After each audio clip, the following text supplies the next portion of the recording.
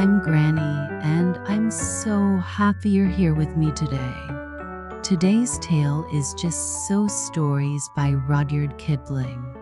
In these stories, we'll discover how the whale got his throat, how the camel got his hump, and even how the leopard got his spots. Kipling's storytelling takes us to a time long ago when animals were quite different from the ones we know today. Each story is filled with humor, imagination, and just a touch of magic that makes us wonder, what if? Oh, my dears, I can't tell you how much fun it is to think about how the world's creatures came to be the way they are. These stories, full of vivid details and quirky twists, never fail to make me smile. Before we begin, my dears, I'd love to ask you, how do you think the whale got his throat? Let me know in the comments, or if you have a favorite animal from these stories, do share it with us. All right, my dears, let's dive into these enchanting tales of how things came to be, just so. Granny's Family Classics presents Just So Stories by Rudyard Kipling, read by Granny. How the Whale Got His Throat. In the sea, once upon a time, oh my best beloved, there was a whale, and he ate fishes. He ate the starfish and the garfish, and the crab and the dab, and the plaice and the dace, and the skate and his mate, and the mackerel and the pickerel, and the really truly twirly whirly eel.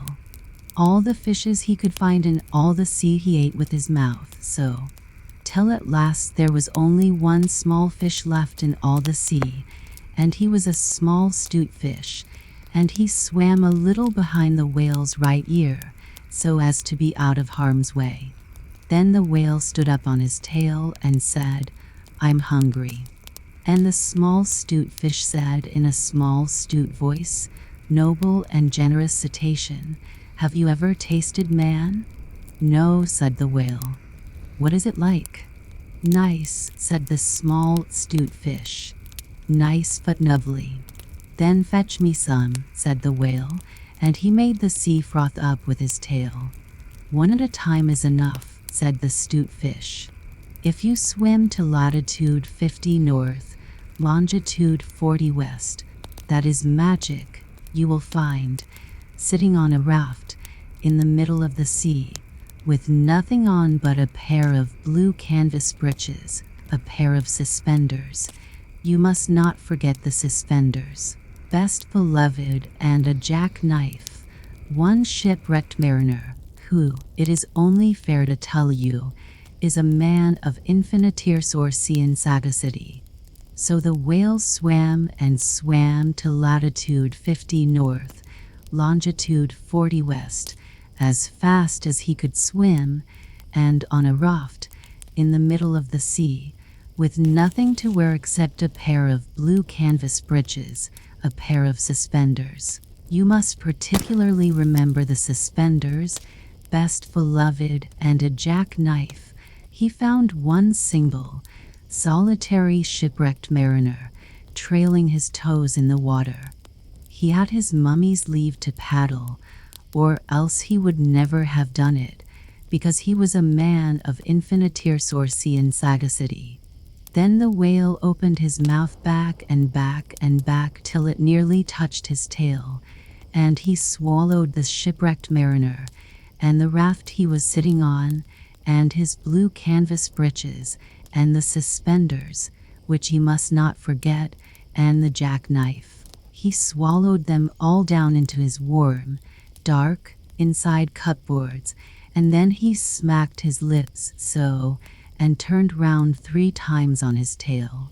But as soon as the mariner, who was a man of infiniteersorcean sagacity, found himself truly inside the whale's warm, dark, inside cupboards, he stumped and he jumped and he thumped and he bumped, and he pranced and he danced, and he banged and he clanged, and he hit and he bit, and he leaped and he creeped, and he prowled and he howled, and he hopped and he dropped, and he cried and he sighed, and he crawled and he bawled, and he stepped and he leapt, and he danced hornpipes where he shouldn't, and the whale felt most unhappy indeed. "Have you forgotten the suspenders?" So he said to the 'stute fish, "This man is very lovely, and besides he is making me hiccup. What shall I do?" "Tell him to come out," said the 'stute fish. So the whale called down his own throat to the shipwrecked mariner, "Come out and behave yourself. I've got the hiccups." "Nay, nay," said the mariner. "Not so, but far otherwise. Take me to my needle shore and the white cliffs of Albion, and I'll think about it." And he began to dance more than ever. "You had better take him home," said the 'stute fish to the whale. "I ought to have warned you that he is a man of infinite and sagacity." So the whale swam and swam and swam, with both flippers and his tail, as hard as he could for the hiccups, and at last he saw the mariner's needle shore and the white cliffs of Albion, and he rushed halfway up the beach, and opened his mouth wide and wide and wide, and said, "Change here for Winchester, Ashuelot, Nashua, Keene, and stations on the Fitchburg Road." And just as he said, "Fitch," the mariner walked out of his mouth. But while the whale had been swimming, the mariner, who was indeed a person of infinite and sagacity, had taken his jackknife and cut up the raft into a little square grating all running crisscross, and he had tied it firm with his suspenders. "Now, you know why you were not to forget the suspenders," and he dragged that grating good and tight into the whale's throat, and there it stuck. Then he recited the following sloka, which, as you have not heard it, I will now proceed to relate. By means of a grating, I have stopped orating. For the mariner he was also an Hibernian, and he stepped out on the shingle, and went home to his mother, who had given him leave to trail his toes in the water, and he married and lived happily ever afterward. So did the whale. But from that day on, the grating in his throat, which he could neither cough up nor swallow down, prevented him eating anything except very, very small fish, and that is the reason why whales nowadays never eat men or boys or little girls. The small 'stute fish went and hid himself in the mud under the door sills of the equator. He was afraid that the whale might be angry with him. The sailor took the jackknife home. He was wearing the blue canvas breeches when he walked out on the shingle. The suspenders were left behind, you see, to tie the grating with, and that is the end of that tale.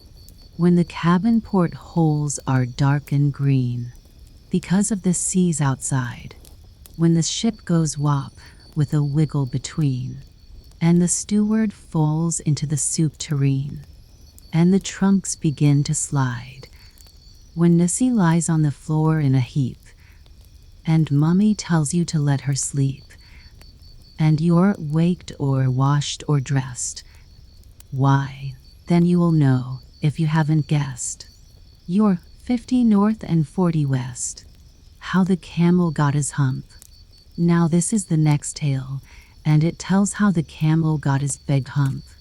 In the beginning of years, when the world was so new and all, and the animals were just beginning to work for man, there was a camel, and he lived in the middle of a howling desert because he did not want to work, and besides, he was a howler himself.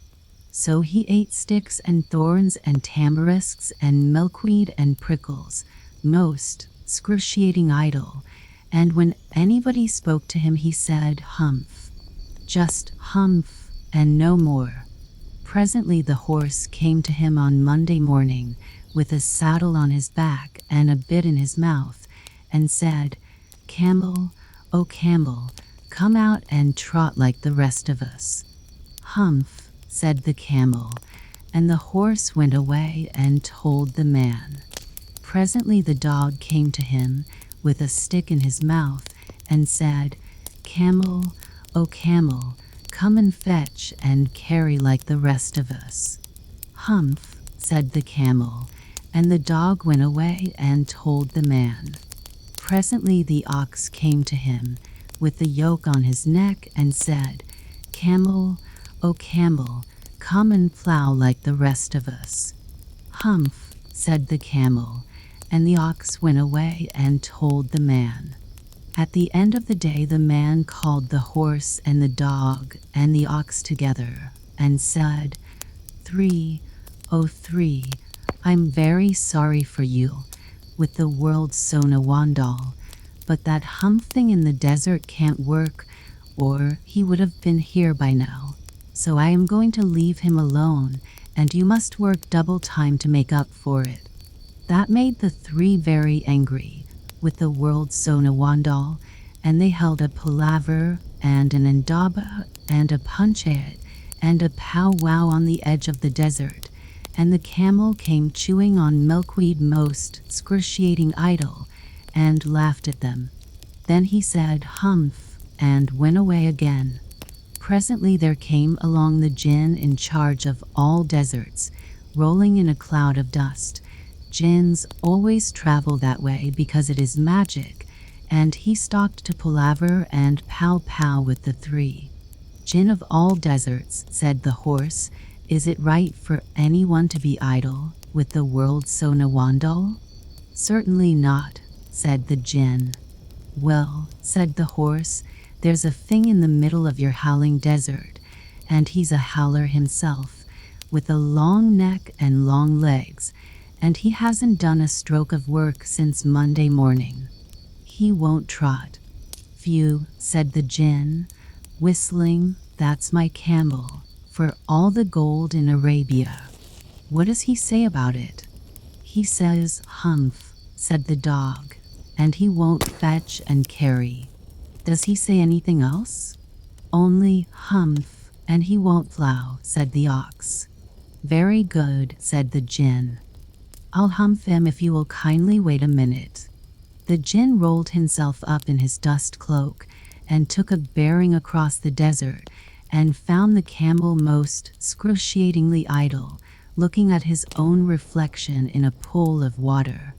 "My long and bubbling friend," said the jinn, "what's this I hear of your doing no work with the world's Sonawandal?" "Humph," said the camel. The jinn sat down with his chin in his hand and began to think a great magic, while the camel looked at his own reflection in the pool of water. "You've given the three extra work ever since Monday morning, all on account of your excruciating idleness," said the jinn, and he went on thinking magics with his chin in his hand. "Humph," said the camel. "I shouldn't say that again if I were you," said the jinn. "You might say it once too often. Bubbles, I want you to work." And the camel said humph again, but no sooner had he said it than he saw his back, that he was so proud of, puffing up and puffing up into a great big lolloping humph. "Do you see that?" said the jinn. "That's your very own humph that you've brought upon your very own self by not working. Today is Thursday, and you've done no work since Monday, when the work began. Now you are going to work." "How can I," said the camel, "with this hump on my back?" "That's made a purpose," said the jinn, "all because you missed those 3 days. You will be able to work now for 3 days without eating, because you can live on your humph, and don't you ever say I never did anything for you. Come out of the desert and go to the 3 and behave. Humph yourself." And the camel humphed himself, humph and all, and went away to join the 3. And from that day to this the camel always wears a humph. We call it humph now, not to hurt his feelings, but he has never yet caught up with the 3 days that he missed at the beginning of the world, and he has never yet learned how to behave. The camel's hump is an ugly lump, which well you may see at the zoo. But uglier yet is the hump we get from having too little to do. Kiddies and grown-ups too. If we haven't enough to do, we get the hump. Camellia's hump. The hump that is black and blue. We climb out of bed with a frosty head and a snarly yarly voice. We shiver and scowl and we grunt and we growl at our bath and our boots and our toys. And there ought to be a corner for me, and I know there is one for you. When we get the hump, Camellia's hump, the hump that is black and blue. The cure for this ill is not to sit still, or frost with a book by the fire, but to take a large hoe and a shovel also, and dig till you gently perspire, and then you will find that the sun and the wind, and the gin of the garden too, have lifted the hump, the horrible hump, the hump that is black and blue. I get it as well as you. If I haven't enough to do, we all get hump. Camellia's hump. Kiddies and grown-ups too. How the rhinoceros got his skin. Once upon a time, on an uninhabited island on the shores of the Red Sea, there lived a Parsee from whose hat the rays of the sun were reflected in more than oriental splendor. And the Parsee lived by the Red Sea with nothing but his hat and his knife and a cooking stove of the kind that you must particularly never touch. And one day he took flour and water and currants and plums and sugar and things, and made himself one cake which was 2 feet across and 3 feet thick. It was indeed a superior comestible. That's magic. And he put it on stove because he was allowed to cook on the stove, and he baked it till it was all done brown and smelt most sentimental. But just as he was going to eat it, there came down to the beach from the altogether uninhabited interior one rhinoceros with a horn on his nose, 2 piggy eyes, and few manners. In those days the rhinoceros's skin fitted him quite tight. There were no wrinkles in it anywhere. He looked exactly like a Noah's Ark rhinoceros, but of course much bigger. All the same, he had no manners then, and he has no manners now, and he never will have any manners. He said, "How?" And the Parsee left that cake and climbed to the top of a palm tree with nothing on but his hat, from which the rays of the sun were always reflected in more than oriental splendor. And the rhinoceros upset the oil stove with his nose, and the cake rolled on the sand, and he spiked that cake on the horn of his nose, and he ate it, and he went away, waving his tail, to the desolate and exclusively uninhabited interior which abuts on the islands of Mazandaran, Socotra, and promontories of the larger equinox. Then the Parsee came down from his palm tree and put the stove on its legs and recited the following sloka, which, as you have not heard, I will now proceed to relate. Them that takes cakes, which the Parsee man bakes, makes dreadful mistakes. And there was a great deal more in that than you would think, because 5 weeks later there was a heat wave in the Red Sea, and everybody took off all the clothes they had. The Parsee took off his hat, but the rhinoceros took off his skin and carried it over his shoulder as he came down to the beach to bathe. In those days it buttoned underneath with 3 buttons and looked like a waterproof. He said nothing whatever about the Parsee's cake, because he had eaten it all, and he never had any manners, then, since, or henceforward. He waddled straight into the water and blew bubbles through his nose, leaving his skin on the beach. Presently the Parsee came by and found the skin, and he smiled one smile that ran all round his face 2 times. Then he danced 3 times round the skin and rubbed his hands. Then he went to his camp and filled his hat with cake crumbs, for the Parsee never ate anything but cake and never swept out his camp.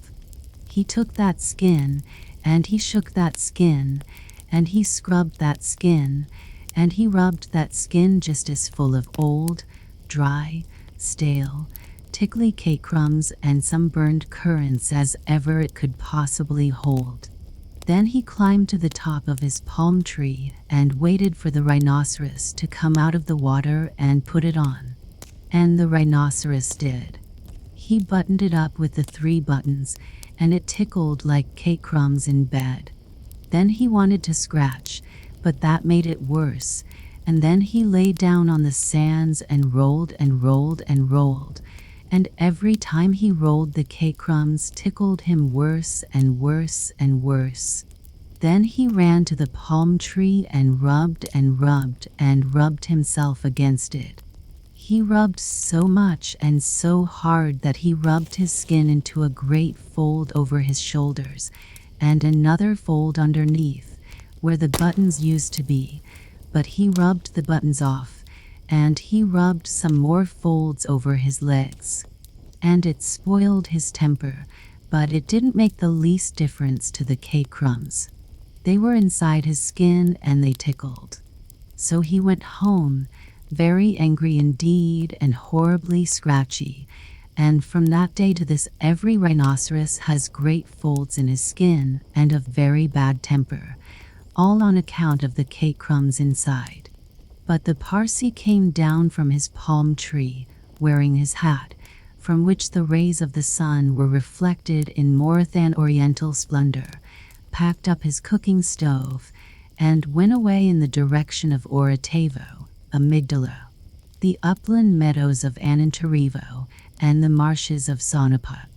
This uninhabited island is off Cape Gardafui, by the beaches of Socotra and the pink Arabian Sea, but it's hot, too hot from Suez, for the likes of you and me, ever to go in AP and O, and call on the Cape Parsee. How the leopard got his spots. In the days when everybody started fair, fast beloved, the leopard lived in a place called the High Veld. 'Member, it wasn't the low veld or the bush veld or the sour belt, but the exclusively bare, hot, shiny high veld, where there was sand and sandy-colored rock and exclusively tufts of sandy yellowish grass. The giraffe and the zebra and the eland and the kudu and the hartebeest lived there, and they were exclusively sandy yellow-brownish all over, but the leopard, he was the exclusivest sandiest yellowish brownest of them all, a grayish-yellowish catty-shaped kind of beast, and he matched the exclusively yellowish grayish brownish color of the high veld to one hair. This was very bad for the giraffe and the zebra and the rest of them, for he would lie down by a exclusively yellowish grayish brownish stone or clump of grass, and when the giraffe or the zebra or the eland or the kudu or the bushbuck or the botbuck came by, he would surprise them out of their jumpsome lives. He would indeed. And also, there was an Ethiopian with bows and arrows, a exclusively grayish-brownish yellowish man he was then, who lived on the high veld with the leopard, and the two used to hunt together, the Ethiopian with his bows and arrows, and the leopard, exclusively with his teeth and claws, till the giraffe and the eland and the kudu and the quagga and all the rest of them didn't know which way to jump. Best beloved. They didn't indeed. After a long time, things lived for ever so long in those days, they learned to avoid anything that looked like a leopard or an Ethiopian, and bit by bit, the giraffe began it, because his legs were the longest. They went away from the high veld. They scuttled for days and days and days till they came to a great forest, exclusively full of trees and bushes and stripy, speckly, patchy blatchy shadows, and there they hid. And after another long time, what with standing half in the shade and half out of it, and what with the slippery, slidey shadows of the trees falling on them, the giraffe grew blotchy, and the zebra grew stripy, and the eland and the kudu grew darker, with little wavy gray lines on their backs like bark on a tree trunk. And so, though you could hear them and smell them, you could very seldom see them, and then only when you knew precisely where to look.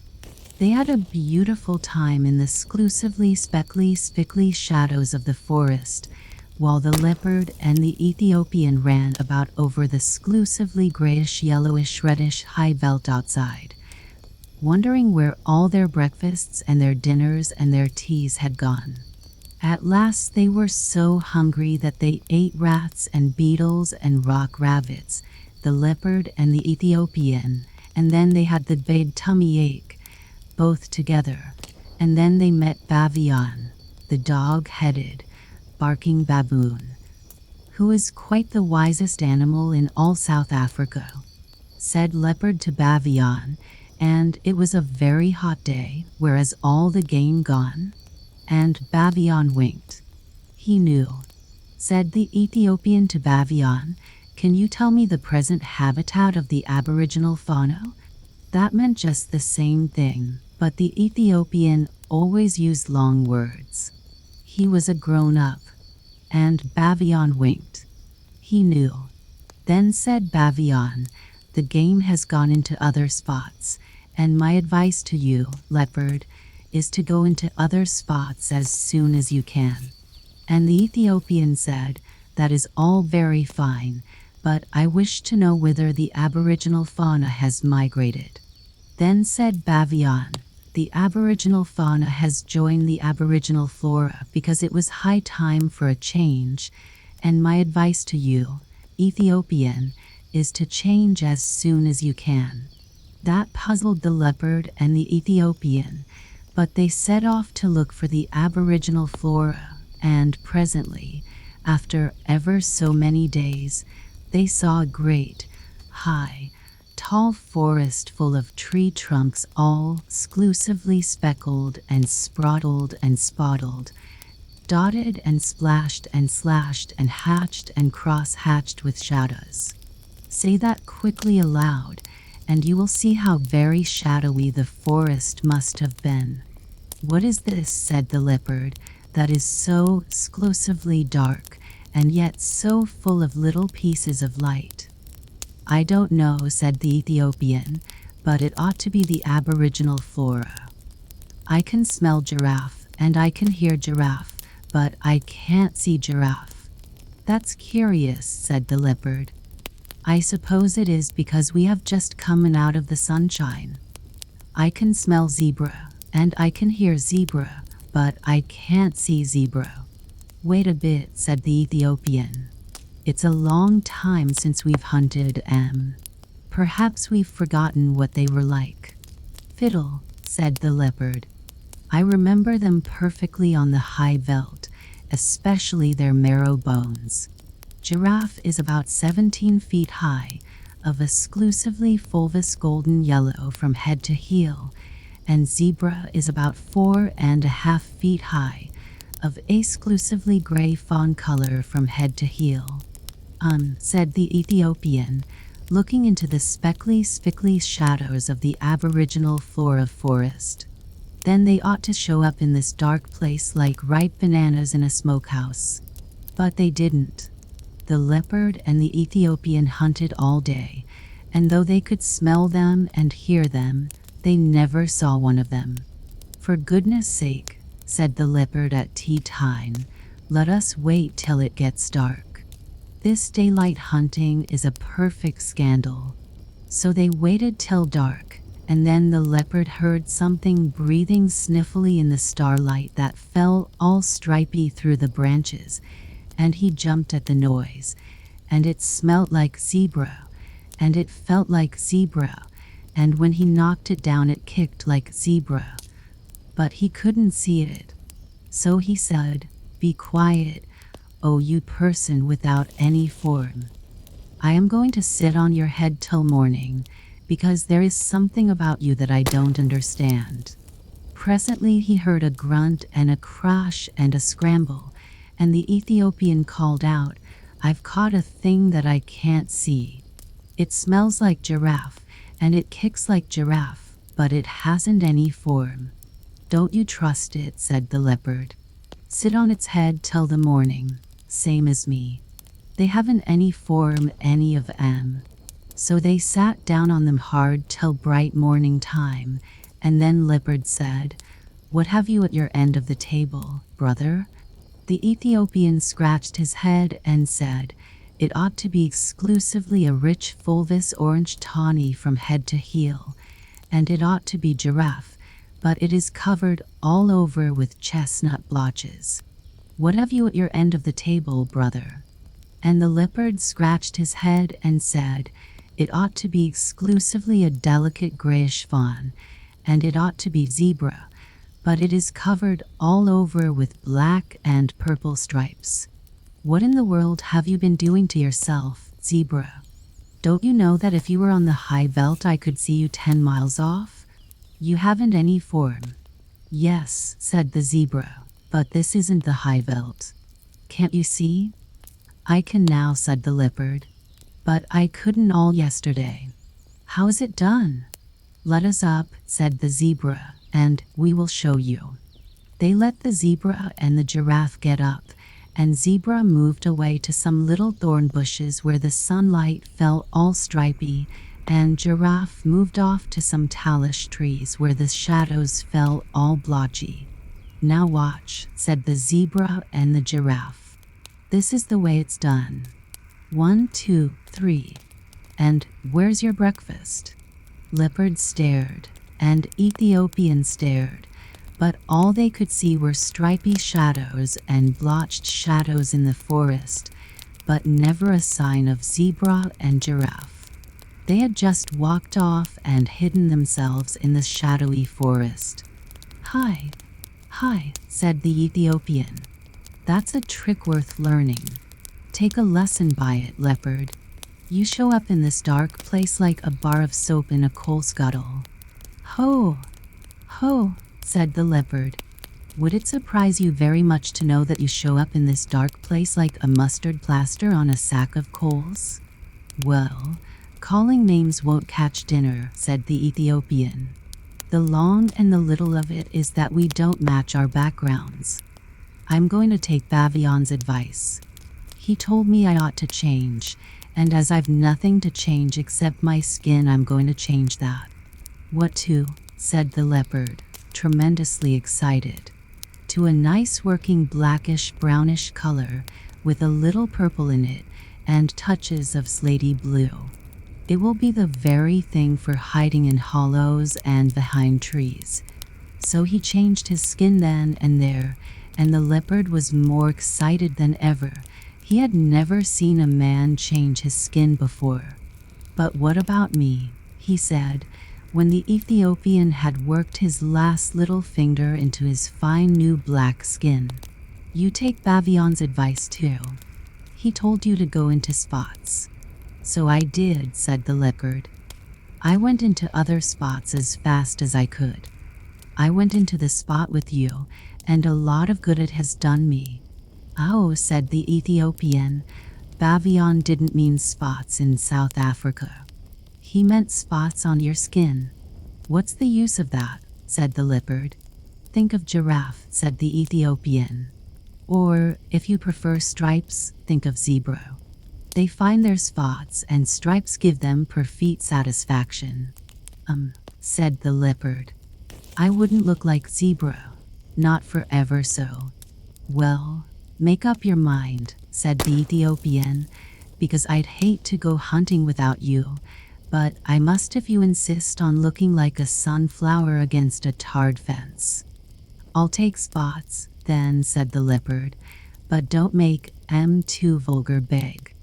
I wouldn't look like giraffe, not for ever so." "I'll make 'em with the tips of my fingers," said the Ethiopian. "There's plenty of black left on my skin still. Stand over." Then the Ethiopian put his 5 fingers close together. There was plenty of black left on his new skin still, and pressed them all over the leopard, and wherever the 5 fingers touched they left 5 little black marks, all close together. You can see them on any leopard skin you like, best beloved. Sometimes the fingers slipped and the marks got a little blurred, but if you look closely at any leopard now you will see that there are always 5 spots off 5 fat black fingertips. "Now you are a beauty," said the Ethiopian. "You can lie out on the bare ground and look like a heap of pebbles. You can lie out on the naked rocks and look like a piece of pudding stone. You can lie out on a leafy branch and look like sunshine sifting through the leaves, and you can lie right across the center of a path and look like nothing in particular. Think of that and purr." "But if I'm all this," said the leopard, "why didn't you go spotty too?" "Oh, plain black's best for a nigger," said the Ethiopian. "Now come along and we'll see if we can't get even with Mr. 123 Where's your breakfast?" So they went away and lived happily ever afterward, best beloved. That is all. Oh, now and then you will hear grown-ups say, "Can the Ethiopian change his skin or the leopard his spots?" I don't think even grown-ups would keep on saying such a silly thing if the leopard and the Ethiopian hadn't done it once, do you? But they will never do it again, best beloved. They are quite contented as they are. I am the most wise Bavian, saying in most wise tones, "Let us melt into the landscape, just us two by our lones. People have come in a carriage calling, but Mummy is there. Yes, I can go if you take me, nurse says she don't care. Let's go up to the pigsties and sit on the farmyard rails. Let's say things to the bunnies and watch 'em skitter their tails. Let's, oh, anything, Daddy, so long as it's you and me." And going truly exploring and not being until tea. "Here's your boots, I've brought, and here's your cap and stick. And here's your pipe and tobacco. Oh, come along out of it quick." The elephant's child. In the high and far-off times the elephant, oh best beloved, had no trunk. He had only a blackish, bulgy nose as big as a boot that he could wriggle about from side to side, but he couldn't pick up things with it. But there was one elephant, a new elephant, an elephant's child, who was full of satiable curiosity, and that means he asked ever so many questions. And he lived in Africa, and he filled all Africa with his satiable curiosities. He asked his tall aunt, the ostrich, why her tail feathers grew just so, and his tall aunt the ostrich spanked him with her hard claw. He asked his tall uncle, the giraffe, what made his skin spotty, and his tall uncle, the giraffe, spanked him with his hard hoof. And still he was full of satiable curiosity. He asked his broad aunt, the hippopotamus, why her eyes were red, and his broad aunt, the hippopotamus, spanked him with her broad hoof. And he asked his hairy uncle, the baboon, why melons tasted just so, and his hairy uncle, the baboon, spanked him with his hairy paw. And still he was full of satiable curiosity. He asked questions about everything that he saw, or heard, or felt, or smelt, or touched, and all his uncles and his aunts spanked him. And still he was full of satiable curiosity. One fine morning in the middle of the precession of the equinoxes, this satiable elephant's child asked a new fine question that he had never asked before. He asked, "What does the crocodile have for dinner?" Then everybody said, "Hush," in a loud and dreadful tone, and they spanked him immediately and directly, without stopping, for a long time. By and by, When that was finished, he came upon Colo Colo Bird sitting in the middle of a wait-a-bit thorn bush, and he said, "My father has spanked me, and my mother has spanked me. All my aunts and uncles have spanked me for my satiable curiosity, and still I want to know what the crocodile has for dinner." Then Colo Colo Bird said, with a mournful cry, "Go to the banks of the great gray green, greasy Limpopo River, all set about with fever trees, and find out." That very next morning, when there was nothing left of the equinoxes, because the precession had proceeded according to precedent, this satiable elephant's child took 100 pounds of bananas, the little short red kind, and 100 pounds of sugar cane, the long purple kind, and 17 melons, the green crackly kind, and said to all his dear families, "Goodbye. I am going to the great gray green, greasy Limpopo River, all set about with fever trees, to find out what the crocodile has for dinner." And they all spanked him once more for luck, though he asked them most politely to stop. Then he went away a little warm, but not at all astonished, eating melons and throwing the rind about, because he could not pick it up. He went from Grahamstown to Kimberley, and from Kimberley to Camas Country, and from Camas Country he went east by north, eating melons all the time, till at last he came to the banks of the great gray green, greasy Limpopo River, all set about with fever trees, precisely as Colo Colo Bird had said. Now you must know and understand, O best beloved, that till that very week and day and hour and minute, this satiable elephant's child had never seen a crocodile, and did not know what one was like. It was all his satiable curiosity. The first thing that he found was a bicolored python rock snake curled round a rock. "Excuse me," said the elephant's child most politely, "but have you seen such a thing as a crocodile in these promiscuous parts?"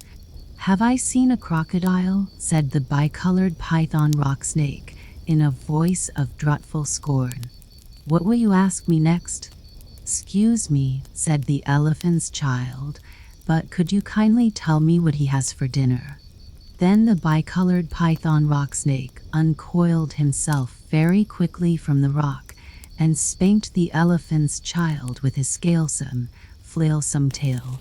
"That is odd," said the elephant's child, "because my father and my mother, and my uncle and my aunt, not to mention my other aunt, the hippopotamus, and my other uncle, the baboon, have all spanked me for my satiable curiosity, and I suppose this is the same thing." So he said goodbye very politely to the bicolored python rock snake, and helped to coil him up on the rock again, and went on a little warm, but not at all astonished, eating melons and throwing the rind about, because he could not pick it up, till he trod on what he thought was a log of wood at the very edge of the great gray green, greasy Limpopo River, all set about with fever trees. But it was really the crocodile, O best beloved, and the crocodile winked one eye like this. "Excuse me," said the elephant's child most politely, "but do you happen to have seen a crocodile in these promiscuous parts?"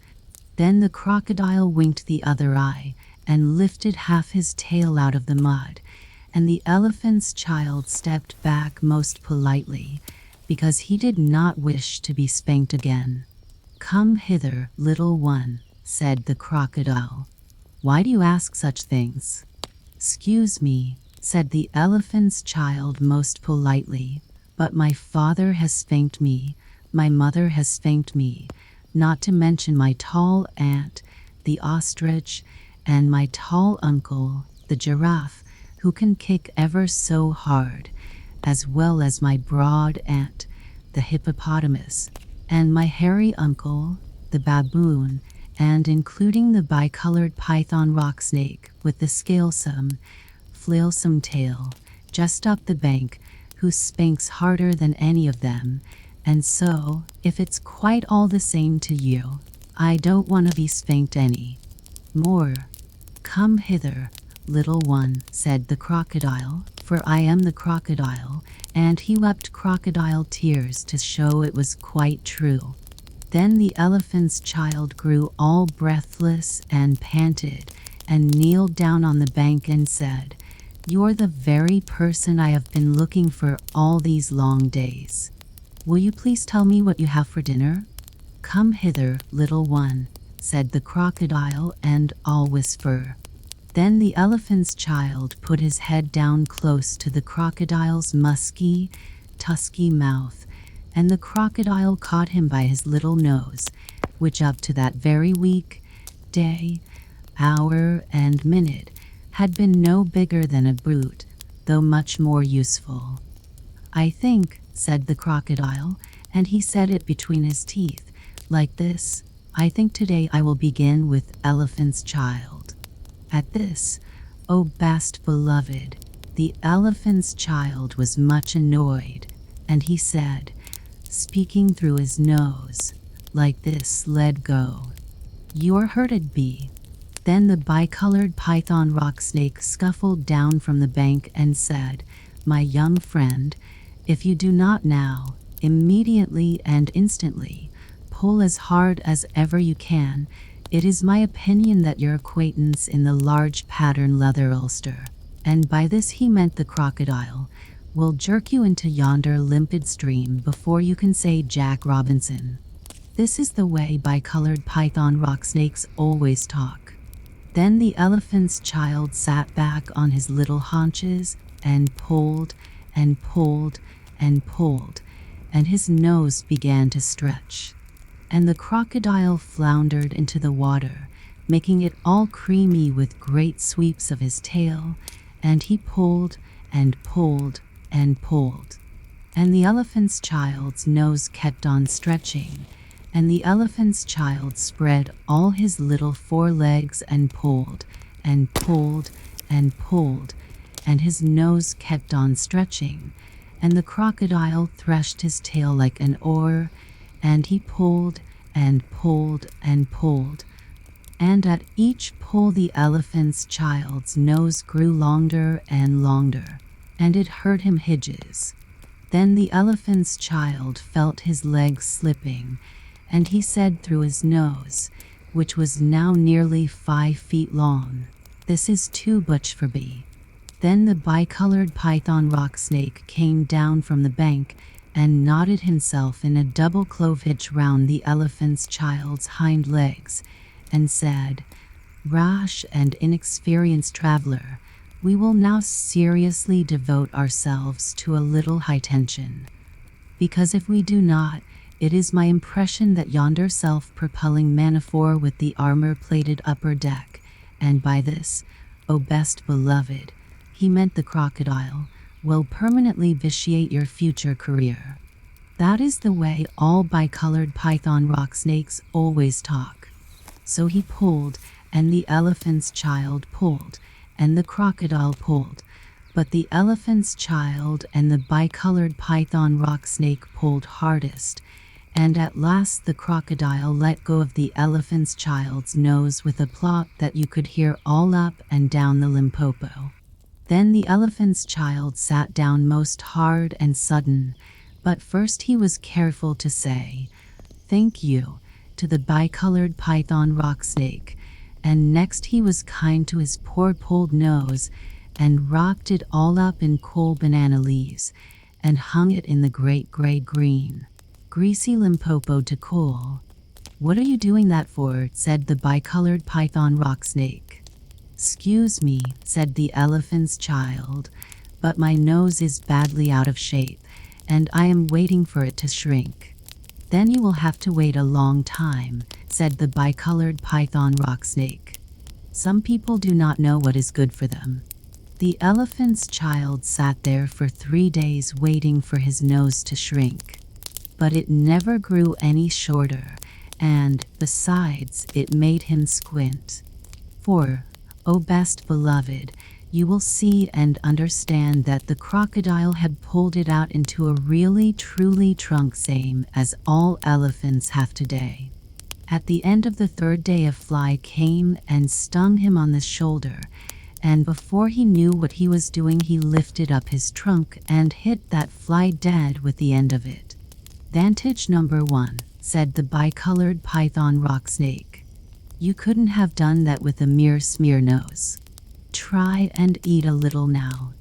Before he thought what he was doing, the elephant's child put out his trunk and plucked a large bundle of grass, dusted it clean against his 4 legs, and stuffed it into his own mouth. "Vantage number 2, said the bicolored python rock snake. "You couldn't have done that with a mere smear nose. Don't you think the sun is very hot here?"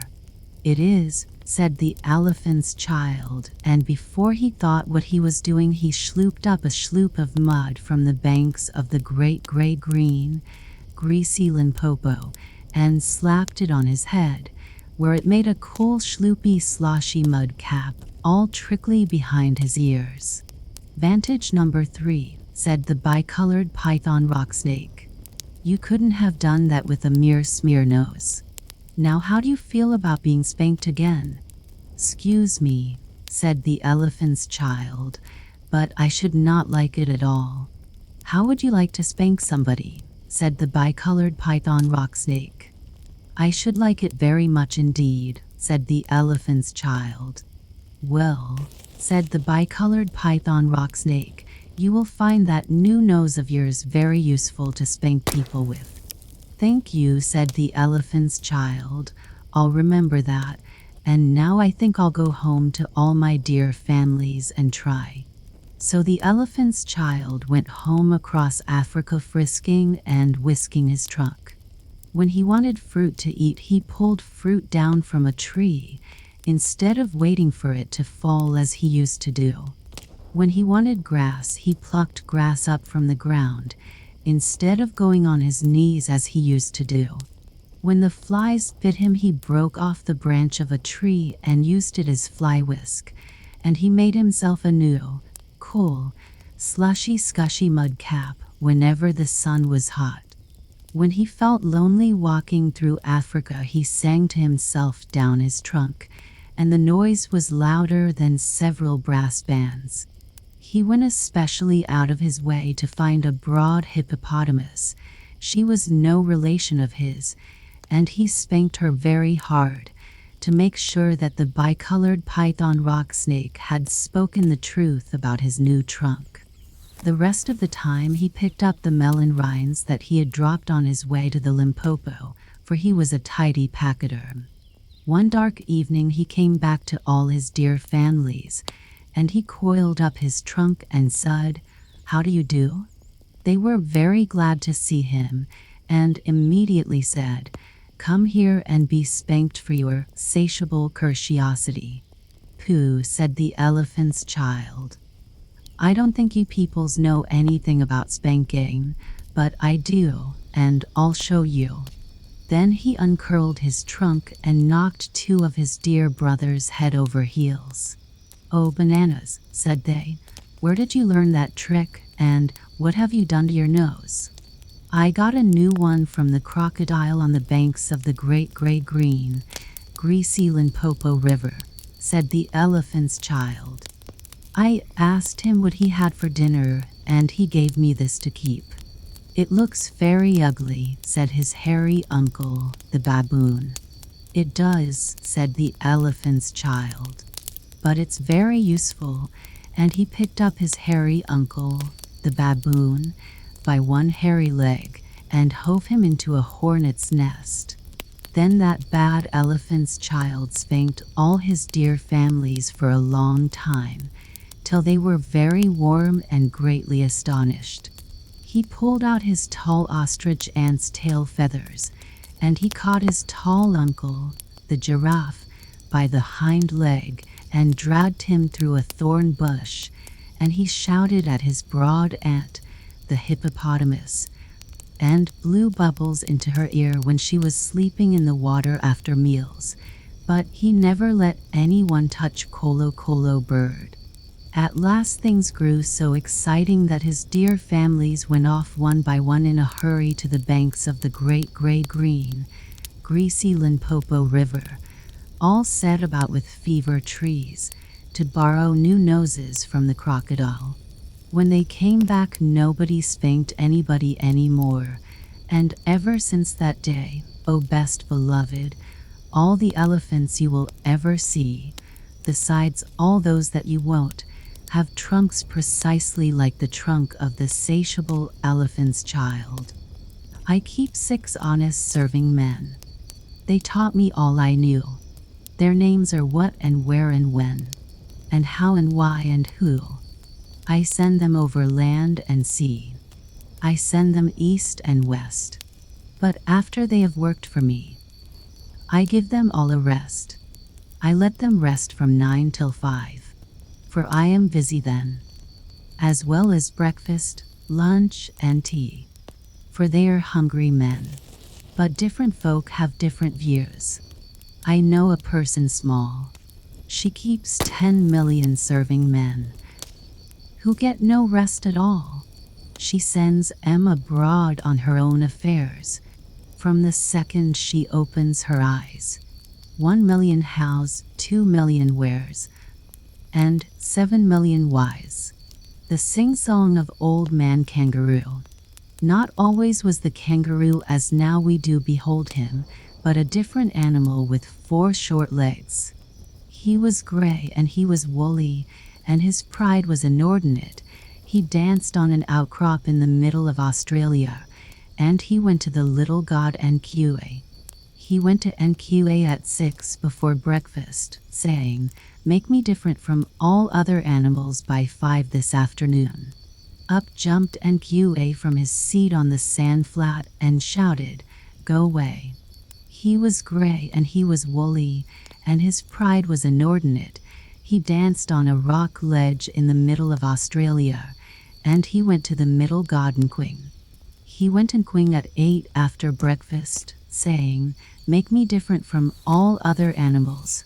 Make me, also, wonderfully popular by 5 this afternoon." Up jumped Nquing from his burrow in the spinifex and shouted, "Go away." He was gray and he was woolly, and his pride was inordinate. He danced on a sandbank in the middle of Australia, and he went to the big god Nkong. He went Nkong at 10 before dinner time, saying, "Make me different from all other animals. Make me popular and wonderfully run after by 5 this afternoon." Up jumped Gang from his bath in the salt pan and shouted, "Yes, I will." Nkong called Dingo, yellow dog Dingo, always hungry, dusty in the sunshine, and showed him Kangaroo. Nkong said, "Dingo, wake up, Dingo. Do you see that gentleman dancing on an ash pit? He wants to be popular and very truly run after. Dingo, make him so." Up jumped Dingo, yellow dog Dingo, and said, "What, that cat rabbit?" Off ran Dingo, yellow dog Dingo, always hungry, grinning like a coal scuttle, ran after Kangaroo. Off went the proud Kangaroo on his 4 little legs like a bunny. This, O beloved of mine, ends the first part of the tale. He ran through the desert. He ran through the mountains. He ran through the salt pans. He ran through the reed beds. He ran through the blue guns. He ran through the spinifex. He ran till his front legs ached. He had to. Still ran Dingo, yellow dog Dingo, always hungry, grinning like a rat trap, never getting nearer, never getting farther, ran after Kangaroo. He had to. Still ran Kangaroo, old man Kangaroo. He ran through the ti trees. He ran through the mulga. He ran through the long grass. He ran through the short grass. He ran through the tropics of Capricorn and Cancer. He ran till his hind legs ached. He had to. Still ran Dingo, yellow dog Dingo, hungrier and hungrier, grinning like a horse collar, never getting nearer, never getting farther, and they came to the Wollongong River. Now, there wasn't any bridge, and there wasn't any ferry boat, and Kangaroo didn't know how to get over, so he stood on his legs and hopped. He had to. He hopped through the flinders, he hopped through the cinders, he hopped through the deserts in the middle of Australia. He hopped like a kangaroo. First he hopped 1 yard, then he hopped 3 yards, then he hopped 5 yards, his legs growing stronger, his legs growing longer. He hadn't any time for rest or refreshment, and he wanted them very much. Still ran Dingo, yellow dog Dingo, very much bewildered, very much hungry, and wondering what in the world or out of it made Old Man Kangaroo hop. For he hopped like a cricket, like a pea in a saucepan, or a new rubber ball on a nursery floor. He had to. He tucked up his front legs, he hopped on his hind legs, he stuck out his tail for a balance weight behind him, and he hopped through the Darling Downs. He had to. Still ran Dingo, tired dog Dingo, hungrier and hungrier, very much bewildered, and wondering when in the world or out of it would Old Man Kangaroo stop. Then came King from his bath in the salt pans and said, "It's 5 o'clock." Down sat Dingo, poor dog Dingo, always hungry, dusky in the sunshine, hung out his tongue and howled. Down sat Kangaroo, Old Man Kangaroo, stuck out his tail like a milking stool behind him, and said, "Thank goodness that's finished." Then said Nkan, who is always a gentleman, "Why aren't you grateful to Yellow Dog Dingo? Why don't you thank him for all he has done for you?" Then said Kangaroo, "Tired old Kangaroo, he's chased me out of the homes of my childhood. He's chased me out of my regular meal times. He's altered my shape so I'll never get it back, and he's played old scratch with my legs." Then said Nkan, "Perhaps I'm mistaken, but didn't you ask me to make you different from all other animals, as well as to make you very truly sought after? And now it is 5 o'clock." "Yes," said Kangaroo. "I wish that I hadn't. I thought you would do it by charms and incantations, but this is a practical joke." "Joke," said Nking from his bath in the blue gums. "Say that again, and I'll whistle up Dingo and run your hind legs off." "No," said the Kangaroo. "I must apologize. Legs are legs, and you needn't alter, and so far as I am concerned. I only meant to explain to your lordliness that I've had nothing to eat since morning, and I'm very empty indeed." "Yes," said Dingo, Yellow Dog Dingo, "I am just in the same situation. I've made him different from all other animals, but what may I have for my tea?" Then said Nking from his bath in the salt pan, "Come and ask me about it tomorrow, because I'm going to wash." So they were left in the middle of Australia, Old Man Kangaroo and Yellow Dog Dingo, and each said, "That's your fault."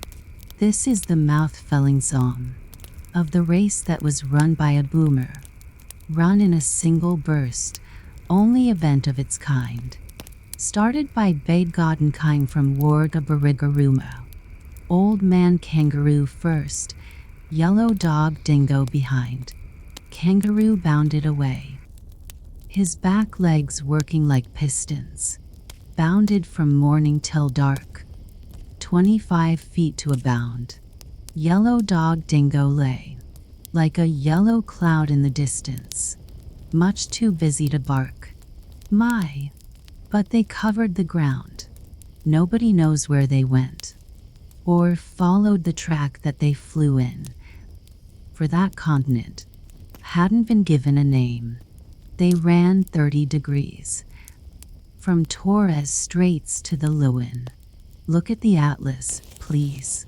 And they ran back as they came.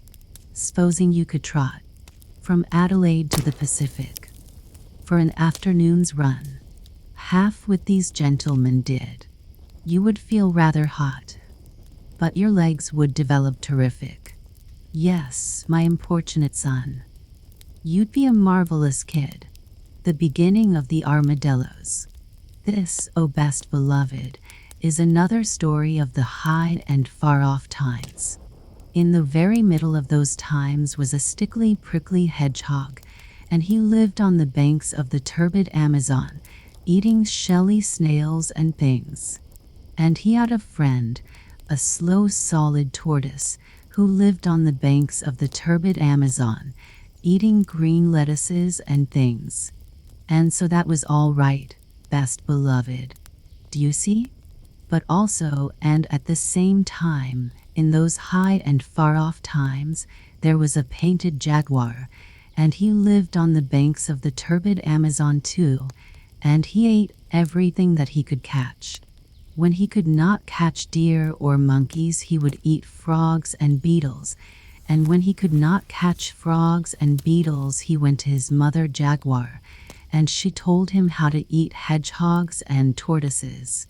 She said to him ever so many times, graciously waving her tail, "My son, when you find a hedgehog you must drop him into the water, and then he will uncoil, and when you catch a tortoise you must scoop him out of his shell with your paw." And so that was all right, best beloved. One beautiful night on the banks of the turbid Amazon, Painted Jaguar found Stickly Prickly Hedgehog and Slow Solid Tortoise sitting under the trunk of a fallen tree. They could not run away, and so Stickly Prickly curled himself up into a ball, because he was a hedgehog, and Slow Solid Tortoise drew in his head and feet into his shell as far as they would go, because he was a tortoise, and so that was all right, best beloved. Do you see? "Now attend to me," said Painted Jaguar, "because this is very important. My mother said that when I meet a hedgehog I am to drop him into the water, and then he will uncoil, and when I meet a tortoise I am to scoop him out of his shell with my paw. Now which of you is hedgehog and which is tortoise? Because, to save my spots, I can't tell." "Are you sure of what your mummy told you?" said Stickly Prickly Hedgehog. "Are you quite sure? Perhaps she said that when you uncoil a tortoise you must shell him out the water with a scoop, and when you paw a hedgehog you must drop him on the shell." "Are you sure of what your mummy told you?" said Slow and Solid Tortoise. "Are you quite sure? Perhaps she said that when you water a hedgehog you must drop him into your paw, and when you meet a tortoise you must shell him till he uncoils." "I don't think it was at all like that," said Painted Jaguar, but he felt a little puzzled. "But, please, say it again more distinctly." "When you scoop water with your paw you uncoil it with a hedgehog," said Stickly Prickly. "Remember that, because it's important." "But," said the tortoise, "when you paw your meat you drop it into a tortoise with a scoop. Why can't you understand?" "You're making my spots ache," said Painted Jaguar, "and besides, I didn't want your advice at all. I only wanted to know which of you is hedgehog and which is tortoise." "I shan't tell you," said Stickly Prickly, "but you can scoop me out of my shell if you like." "Aha," said Painted Jaguar. "Now I know you're tortoise. You thought I wouldn't. Now I will." Painted Jaguar darted out his patty paw just as Stickly Prickly curled himself up, and of course Jaguar's patty paw was just filled with prickles. Worse than that, he knocked Stickly Prickly away and away into the woods and the bushes, where it was too dark to find him. Then he put his patty paw into his mouth, and of course the prickles hurt him worse than ever. As soon as he could speak he said, "Now I know he isn't tortoise at all. But," and then he scratched his head with his unprickly paw, "how do I know that this other is tortoise?" But I am Tortoise, said Slow and Solid. Your mother was quite right. She said that you were to scoop me out of my shell with your paw. Begin. You didn't say she said that a minute ago, said Painted Jaguar, sucking the prickles out of his paddy paw. You said she said something quite different. Well, suppose you say that I said that she said something quite different. I don't see that it makes any difference, because if she said what you said I said she said, it's just the same as if I said what she said she said. On the other hand, if you think she said that you were to uncoil me with a scoop, instead of pawing me into drops with a shell, I can't help that, can I? But you said you wanted to be scooped out of your shell with my paw, said Painted Jaguar. If you'll think again, you'll find that I didn't say anything of the kind. I said that your mother said that you were to scoop me out of my shell, said Slow and Solid. What will happen if I do? Said the Jaguar most snuffily and most cautious. I don't know, because I've never been scooped out of my shell before, but I tell you truly, if you want to see me swim away, you've only got to drop me into the water. I don't believe it, said Painted Jaguar. You've mixed up all the things my mother told me to do with the things that you asked me whether I was sure that she didn't say, till I don't know whether I'm on my head or my painted tail, and now you come and tell me something I can understand. And it makes me more mixy than before. My mother told me that I was to drop one of you two into the water, and as you seem so anxious to be dropped, I think you don't want to be dropped. So jump into the turbid Amazon and be quick about it. I warn you that your mummy won't be pleased. Don't tell her I didn't tell you, said Slow Solid. If you say another word about what my mother said, the Jaguar answered, but he had not finished the sentence before Slow and Solid quietly dived into the turbid Amazon, swam underwater for a long way, and came out on the bank where Stickly Prickly was waiting for him. That was a very narrow escape, said Stickly Prickly. I don't read Painted Jaguar. What did you tell him that you were? I told him truthfully that I was a truthful tortoise, but he wouldn't believe it, and he made me jump into the river to see if I was, and I was, and he is surprised. Now he's gone to tell his mummy. Listen to him. They could hear Painted Jaguar roaring up and down among the trees and the bushes by the side of the turbid Amazon, till his mummy came. Son, son, said his mother ever so many times, graciously waving her tail, what have you been doing that you shouldn't have done?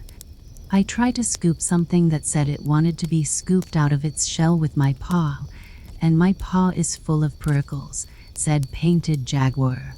Son, son, said his mother ever so many times, graciously waving her tail, by the prickles in your paddy paw I see that must have been a hedgehog. You should have dropped him into the water.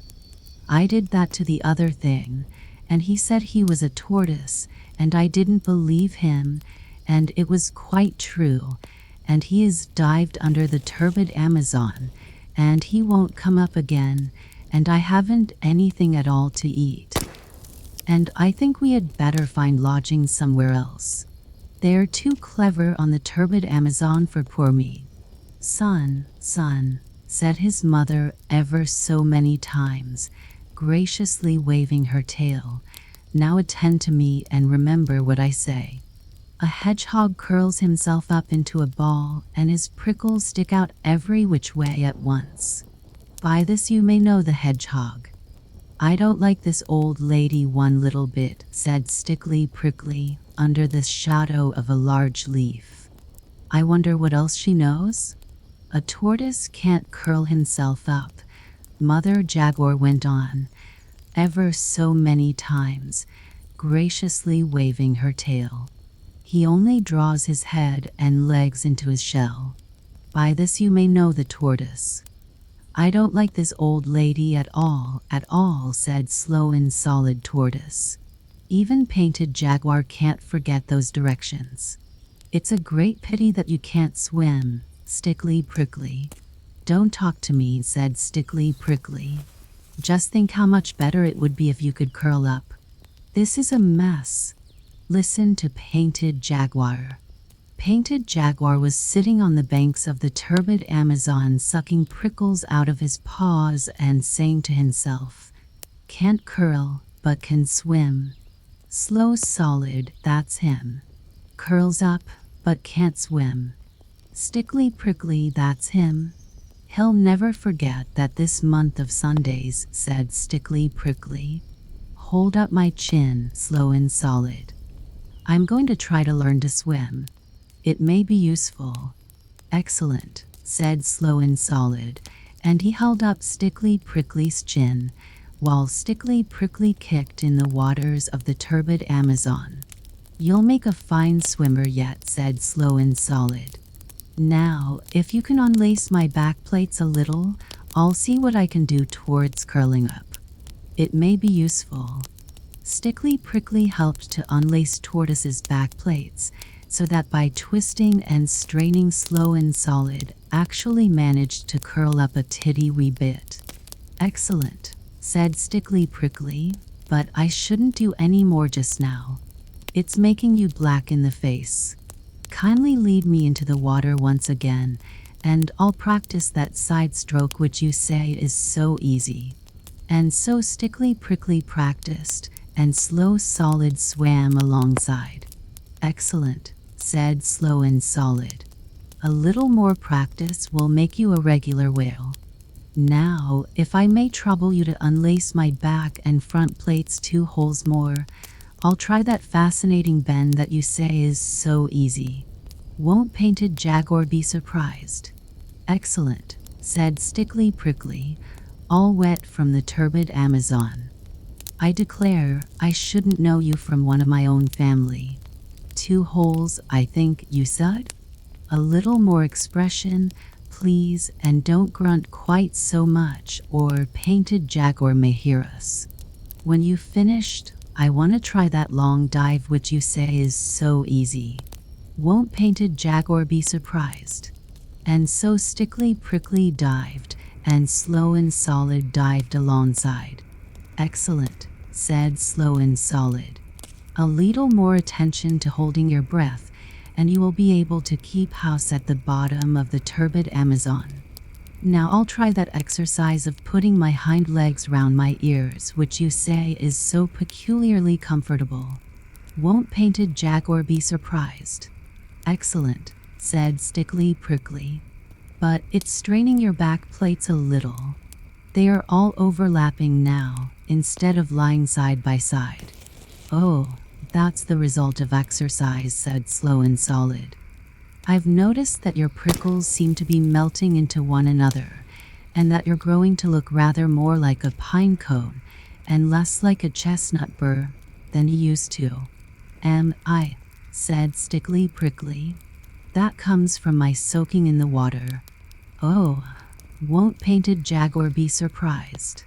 They went on with their exercises, each helping the other, till morning came, and when the sun was high they rested and dried themselves. Then they saw that they were both of them quite different from what they had been.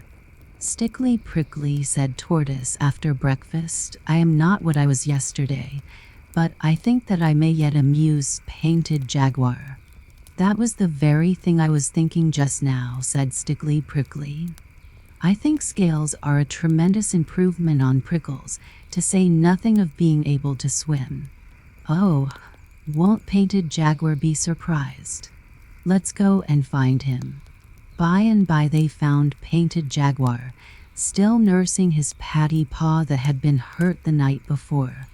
He was so astonished that he fell 3 times backward over his own painted tail without stopping. "Good morning," said Stickly Prickly. "And how's your dear gracious mummy this morning?" "She is quite well, thank you," said Painted Jaguar, "but you must forgive me if I do not at this precise moment recall your name." "That's unkind of you," said Stickly Prickly, seeing that this time yesterday you tried to scoop me out of my shell with your paw. But you hadn't any shell. It was all prickles, said Painted Jaguar. I know it was. Just look at my paw. You told me to drop into the turbid Amazon and be drowned, said Slow Solid. Why are you so rude and forgetful today? Don't you remember what your mother told you, said Stickly Prickly. Can't curl, but can swim. Stickly Prickly, that's him. Curls up, but can't swim. Slow Solid, that's him. Then they both curled themselves up and rolled round and round Painted Jaguar till his eyes turned truly cartwheels in his head. Then he went to fetch his mother. Mother, he said, there are 2 new animals in the woods today, and the one that you said couldn't swim, swims, and the one that you said couldn't curl up, curls, and they've gotten shares in their prickles, I think, because both of them are scaly all over, instead of one being smooth and the other very prickly, and besides that, they are rolling round and round in circles, and I don't feel comfy. Son, son, said Mother Jaguar ever so many times, graciously waving her tail, a hedgehog is a hedgehog, and can't be anything but a hedgehog, and a tortoise is a tortoise, and can never be anything else. But it isn't a hedgehog, and it isn't a tortoise. It's a little bit of both, and I don't know its proper name. Nonsense, said Mother Jaguar. Everything has its proper name. I should call it Armadillo, till I found out the real one, and I should leave it alone. So Painted Jaguar did as he was told, especially about leaving them alone. But the curious thing is that from that day to this, O best beloved, no one on the banks of the turbid Amazon has ever called Stickly Prickly and Slow Solid anything except Armadillo. There are hedgehogs and tortoises in other places, of course, there are some in my garden, but the real old and clever kind, with their scales lying lippity-lappity one over the other, like pine cone scales, that lived on the banks of the turbid Amazon in the high and far-off days, are always called armadillos, because they were so clever. So that, all right, best beloved. Do you see? I've never sailed the Amazon. I've never reached Brazil.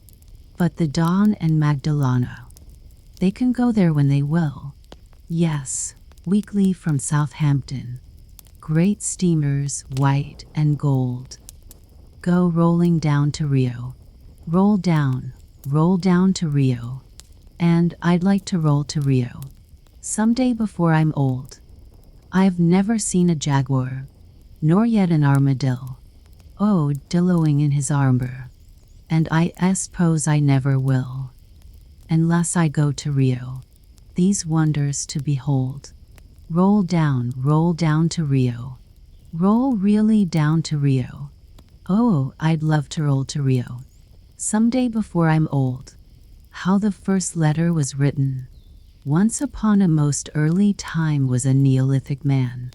He was not a Jude or an Engel, or even a Dravidian, which he might well have been, best beloved, but never mind why. He was a primitive, and he lived cavily in a cave, and he wore very few clothes, and he couldn't read, and he couldn't write, and he didn't want to, and except when he was hungry he was quite happy. His name was Tegemi Boxali, and that means, man who does not put this fruit forward an airy, but we, O best beloved, will call him Tegemi, for short. And his wife's name was Teshumai Tuandro, and that means, Lady Ahosk savor a many questions, but we, O best beloved, will call her Teshumai, for short. And his little girl daughter's name was Tafamai Metalumai, and that means, small person without an immoner swout to best banked, but I'm going to call her Taffy. and she was Tegumai Boxali's best beloved and her own mummy's best beloved, and she was not spanked half as much as was good for her, and they were all three very happy. As soon as Taffy could run about, she went everywhere with her daddy Tegumai, and sometimes they would not come home to the cave till they were hungry, and then Tashumai Tuandro would say, "Where in the world have you two been to get so shocking dirty?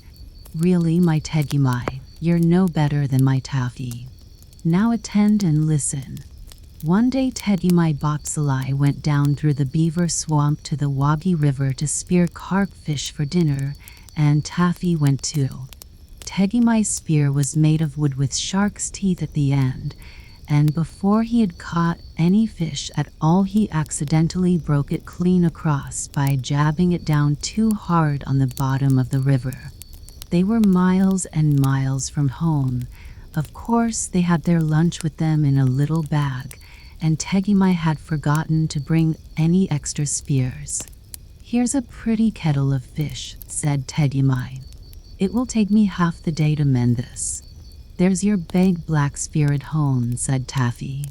"Let me run back to the cave and ask Mummy to give it me." "It's too far for your little fat legs," said Tegumai. "Besides, you might fall into the beaver swamp and be drowned. We must make the best of a bad job." He sat down and took out a little leather mending bag full of reindeer sinews and strips of leather and lumps of beeswax and resin, and began to mend the spear. Taffy sat down too, with her toes in the water and her chin in her hand, and thought very hard. Then she said, "I say, Daddy, it's an awful nuisance that you and I don't know how to write, isn't it? If we did, we could send a message for the new spear."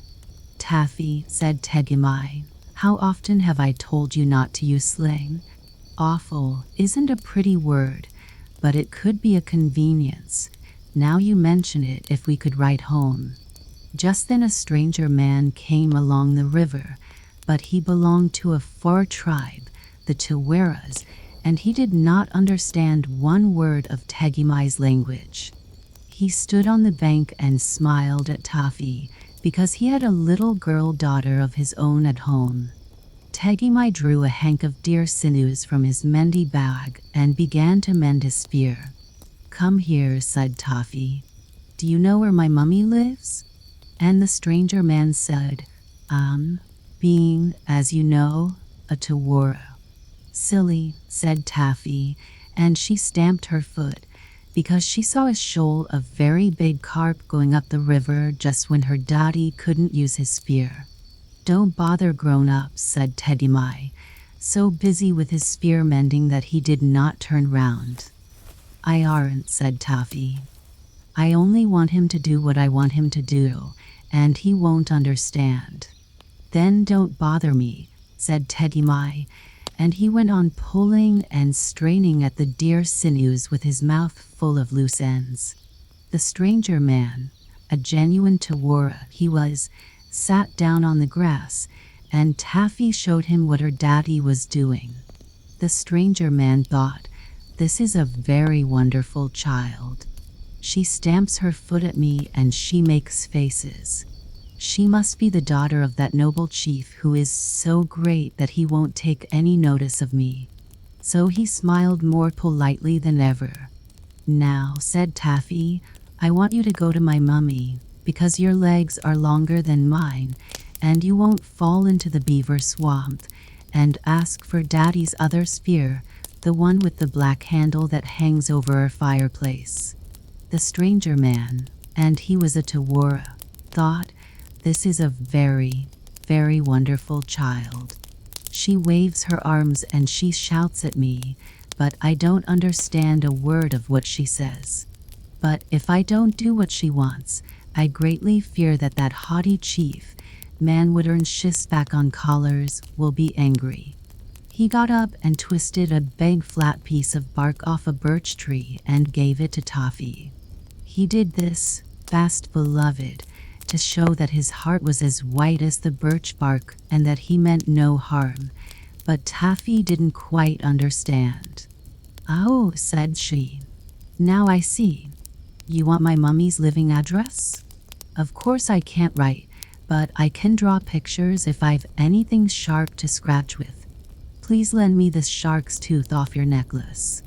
The stranger man, and he was a Tawara, didn't say anything, so Taffy put up her little hand and pulled at the beautiful bead and seed and shark tooth necklace round his neck. The stranger man, and he was a Tawara, thought, "This is a very, very, very wonderful child. The shark's tooth on my necklace is a magic shark's tooth, and I was always told that if anybody touched it without my leave, they would immediately swell up or burst. But this child doesn't swell up or burst, and that important chief, Mamoatensis Tricplitois business, who has not yet taken any notice of me at all, doesn't seem to be afraid that she will swell up or burst. I had better be more polite." So he gave Taffy the shark's tooth, and she lay down flat on her tummy with her legs in the air, like some people on the drawing room floor when they want to draw pictures, and she said, "Now I'll draw you some beautiful pictures. You can look over my shoulder, but you mustn't joggle. First I'll draw Daddy fishing. It isn't very like him, but Mummy will know, because I've drawn his spear all broken. Well, now I'll draw the other spear that he wants, the black-handled spear.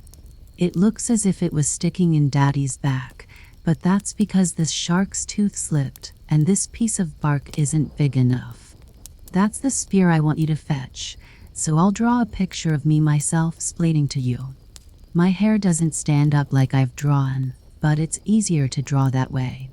Now I'll draw you. I think you're very nice really, but I can't make you pretty in the picture, so you mustn't be offended. Are you offended?" The stranger man, and he was a Tawara, smiled.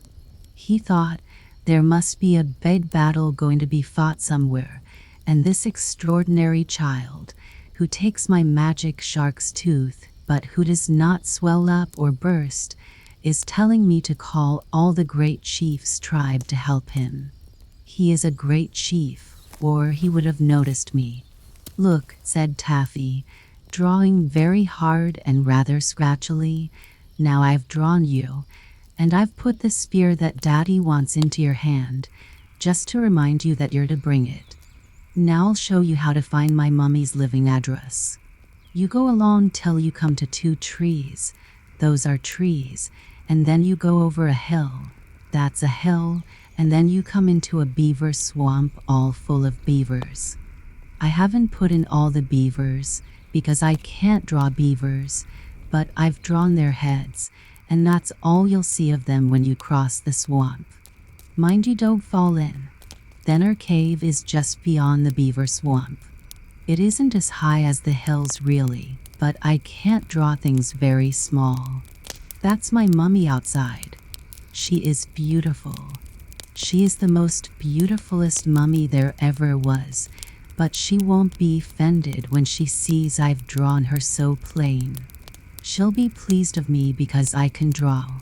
Now, in case you forget, I've drawn the spear that Daddy wants outside our cave.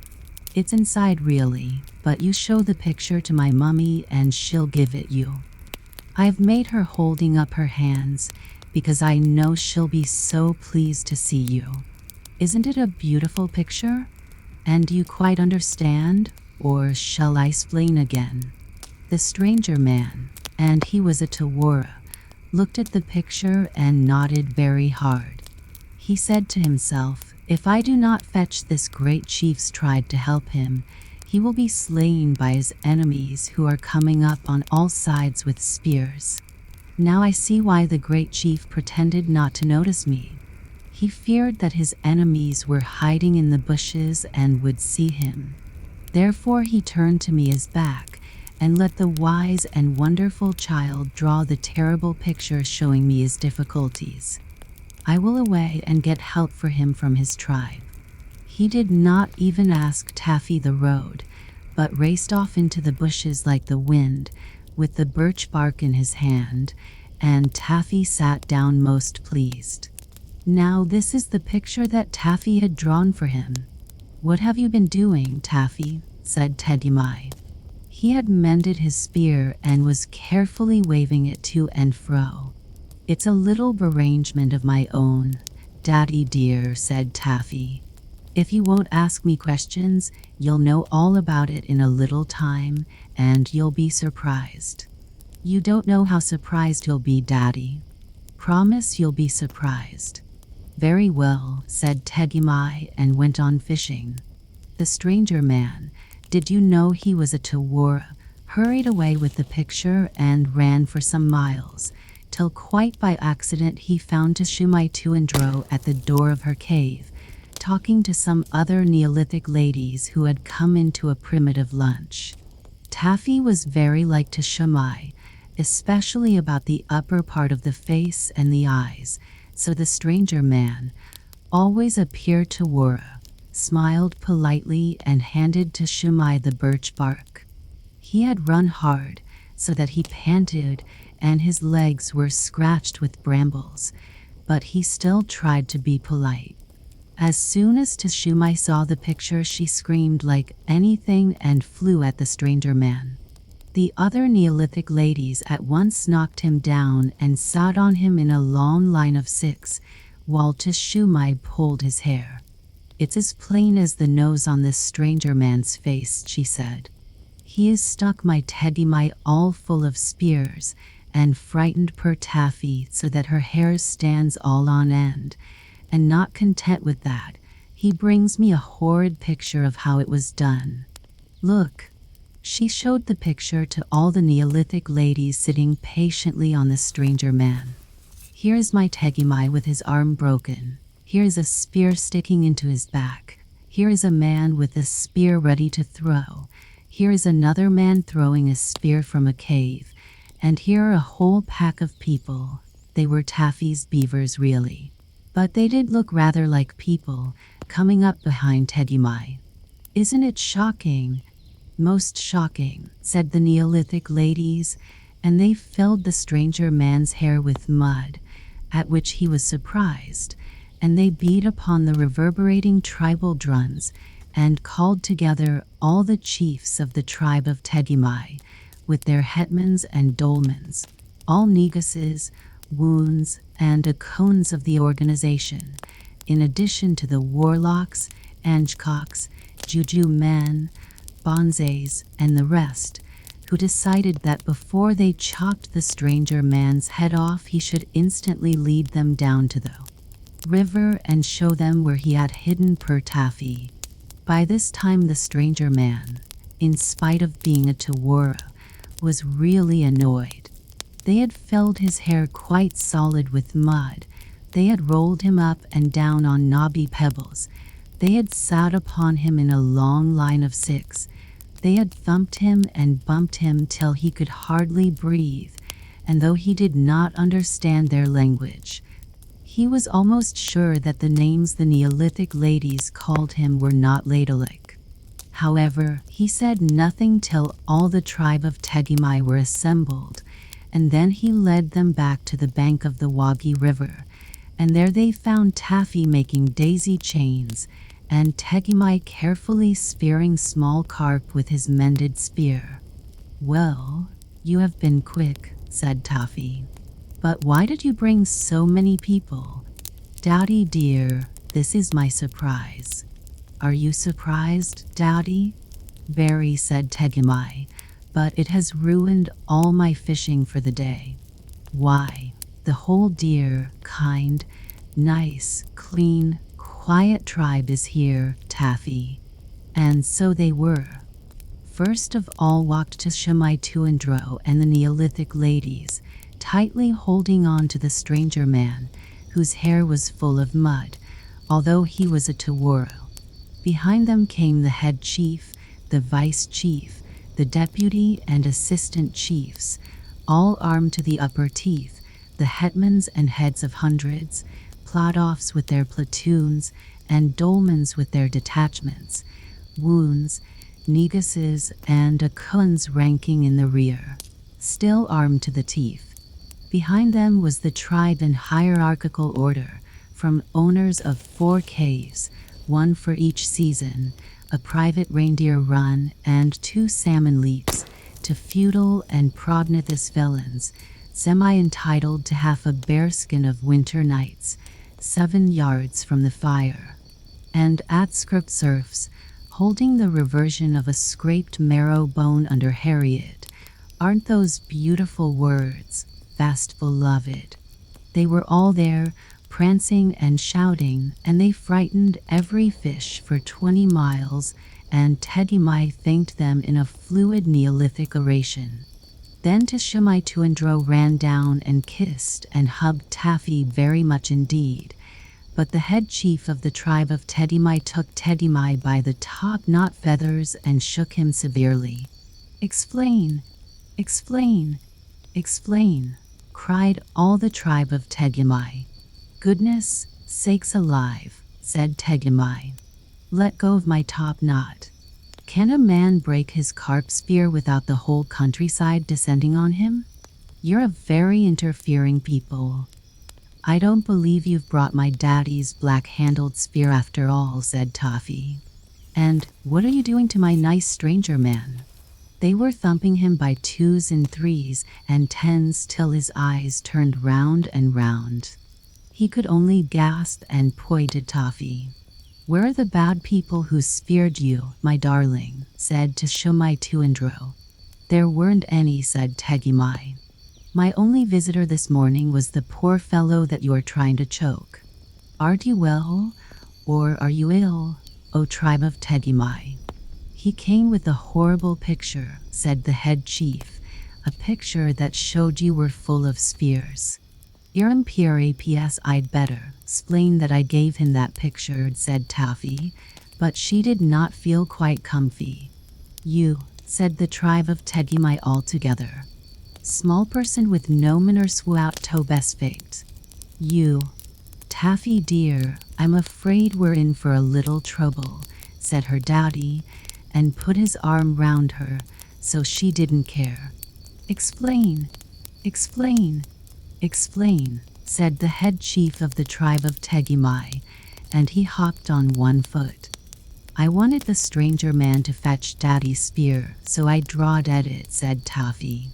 "There wasn't lots of spears. There was only 1 spear. I drawed at it 3 times to make sure. I couldn't help it looking as if it stuck into daddy's head.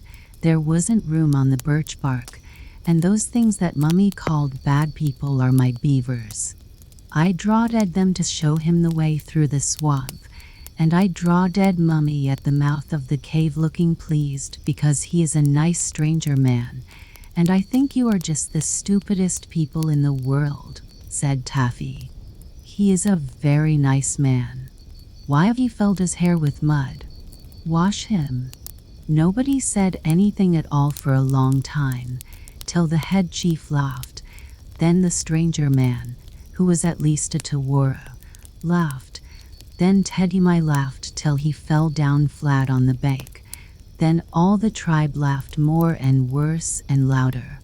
The only people who did not laugh were Tishimai Tuandro and all the Neolithic ladies.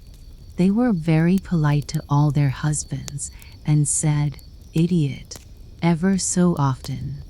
Then the head chief of the tribe of Tegimai cried and said and sang, "O small person without an immoner swout to best banked, you've hit upon a great invention."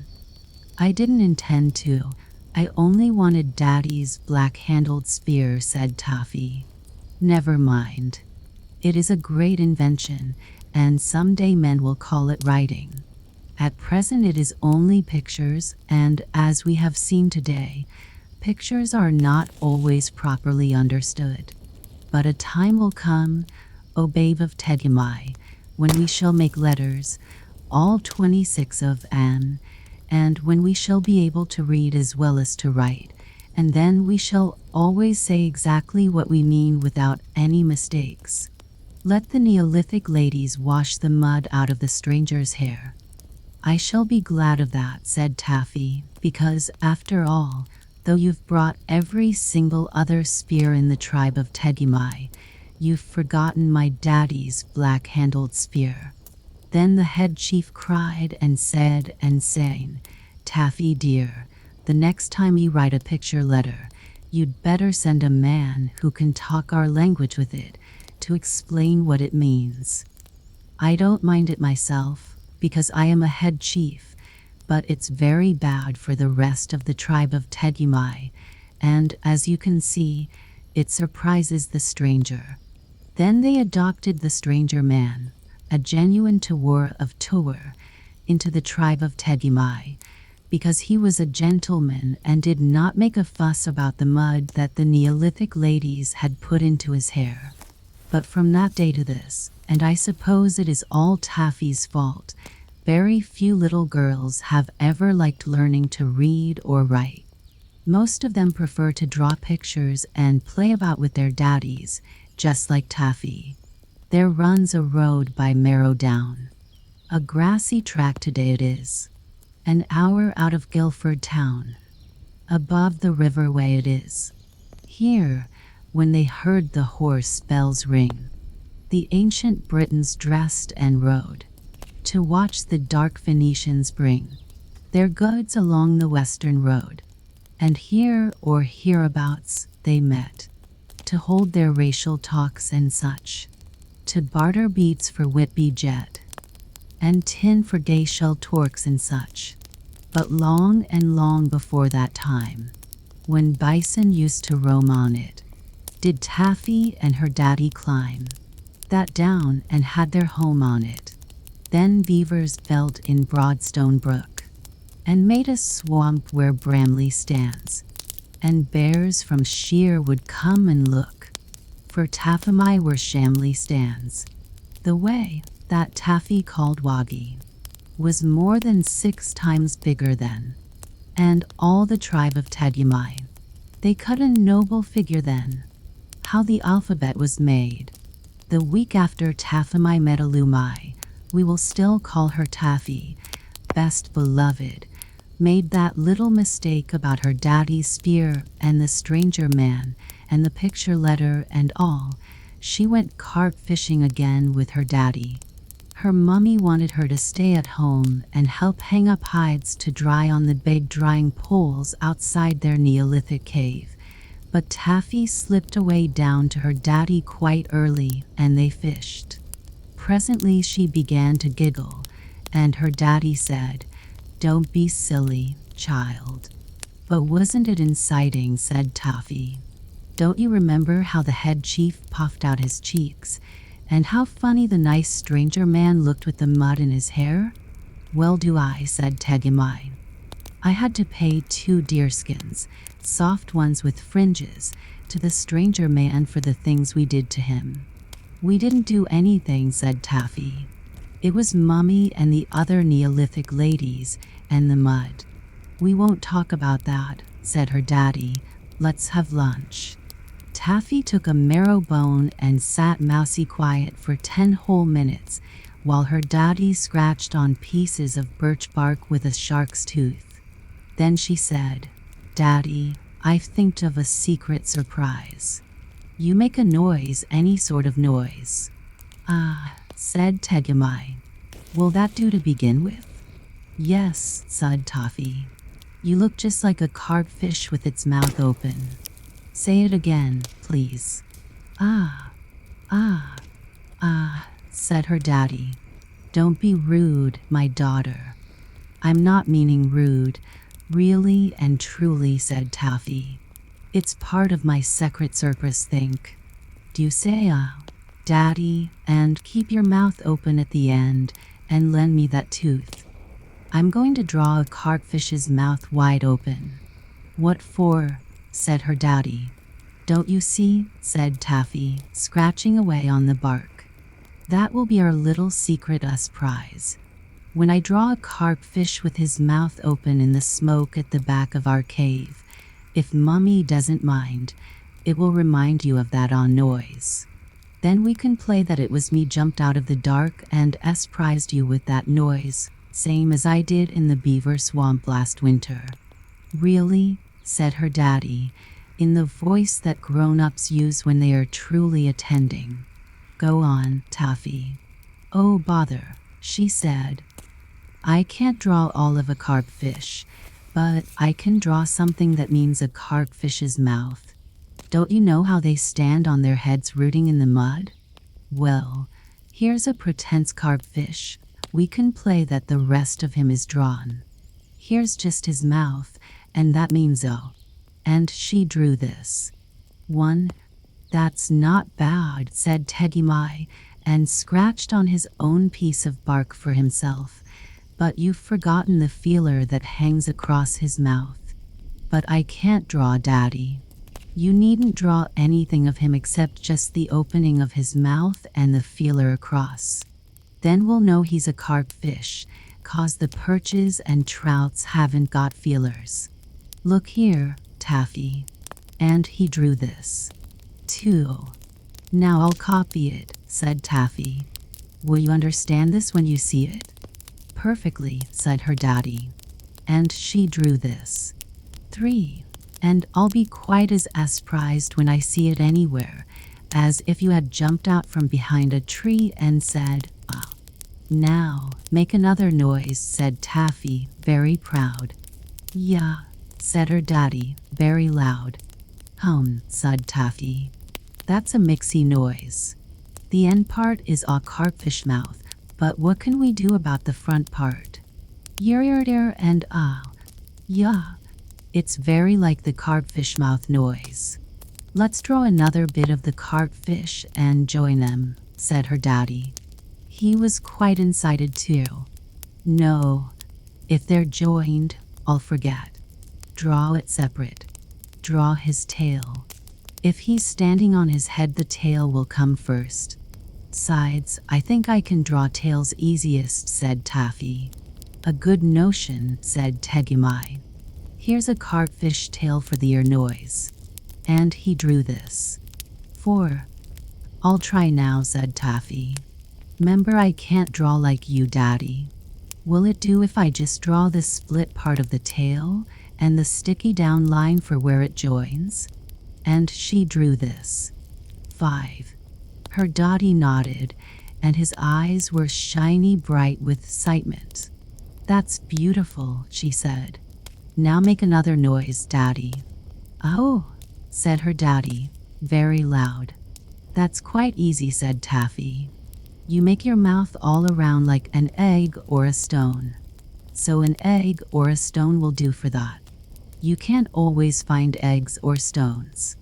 We'll have to scratch around something like one." And he drew this. 6.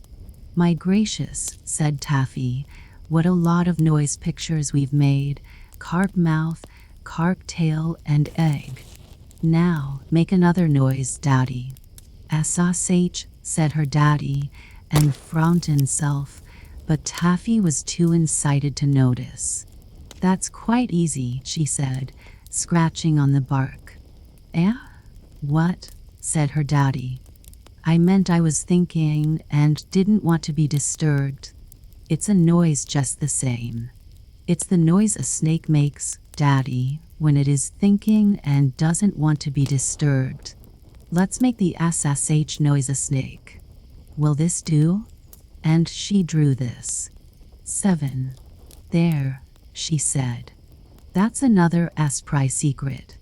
When you draw a hissy snake by the door of your little back cave where you mend the spears, I'll know you're thinking hard, and I'll come in most mousy quiet.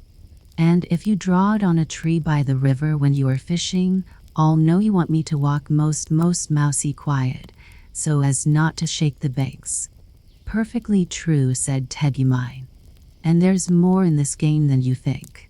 Taffy, dear, I've a notion that your daddy's daughter has hit upon the finest thing that there ever was since the tribe of Tegimai took to using shark's teeth instead of flints for their spearheads. I believe we've found out the big secret of the world." "Why?" said Taffy, and her eyes shone too with excitement. I'll show, said her daddy. What's water in the Tegimai language? Yeah, of course, and it means river too, like Wagi, yeah, the Wagi River.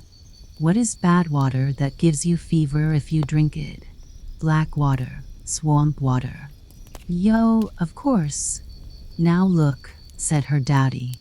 Suppose you saw this scratched by the side of a pool in the beaver swamp? And he drew this. 8. Carp tail and round egg. 2 noises mixed.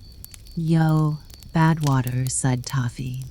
Course I wouldn't drink that water because I'd know you said it was bad. But I needn't be near the water at all. I might be miles away, hunting, and still it would be just the same as if you stood there and said, Gway, Taffy, or you'll get fever. All that in a carpfish tail and a round egg. Oh, Daddy, we must tell Mummy, quick, and Taffy danced all round him. Not yet, said Tegimai, not till we've gone a little further. Let's see. Yo is bad water, but so is food cooked on the fire, isn't it? And he drew this. 9. Yes. Snake and egg, said Taffy, so that means dinner's ready. If you saw that scratched on a tree, you'd know it was time to come to the cave. So'd I. My Winky, said Tegimai. That's true too. But wait a minute. I see a difficulty. So means come and have dinner, but show means the drying poles where we hang our hides. Horrid old drying poles, said Taffy. I hate helping to hang heavy, hot, hairy hides on them. If you drew the snake and egg, and I thought it meant dinner, and I came in from the wood and found that it meant I was to help Mummy hang the 2 hides on the drying poles, what would I do? You'd be cross. So'd Mummy. We must make a new picture for show. We must draw a spotty snake that hisses sh, and we'll play that the plain snake only hisses s. I couldn't be sure how to put in the spots, said Taffy.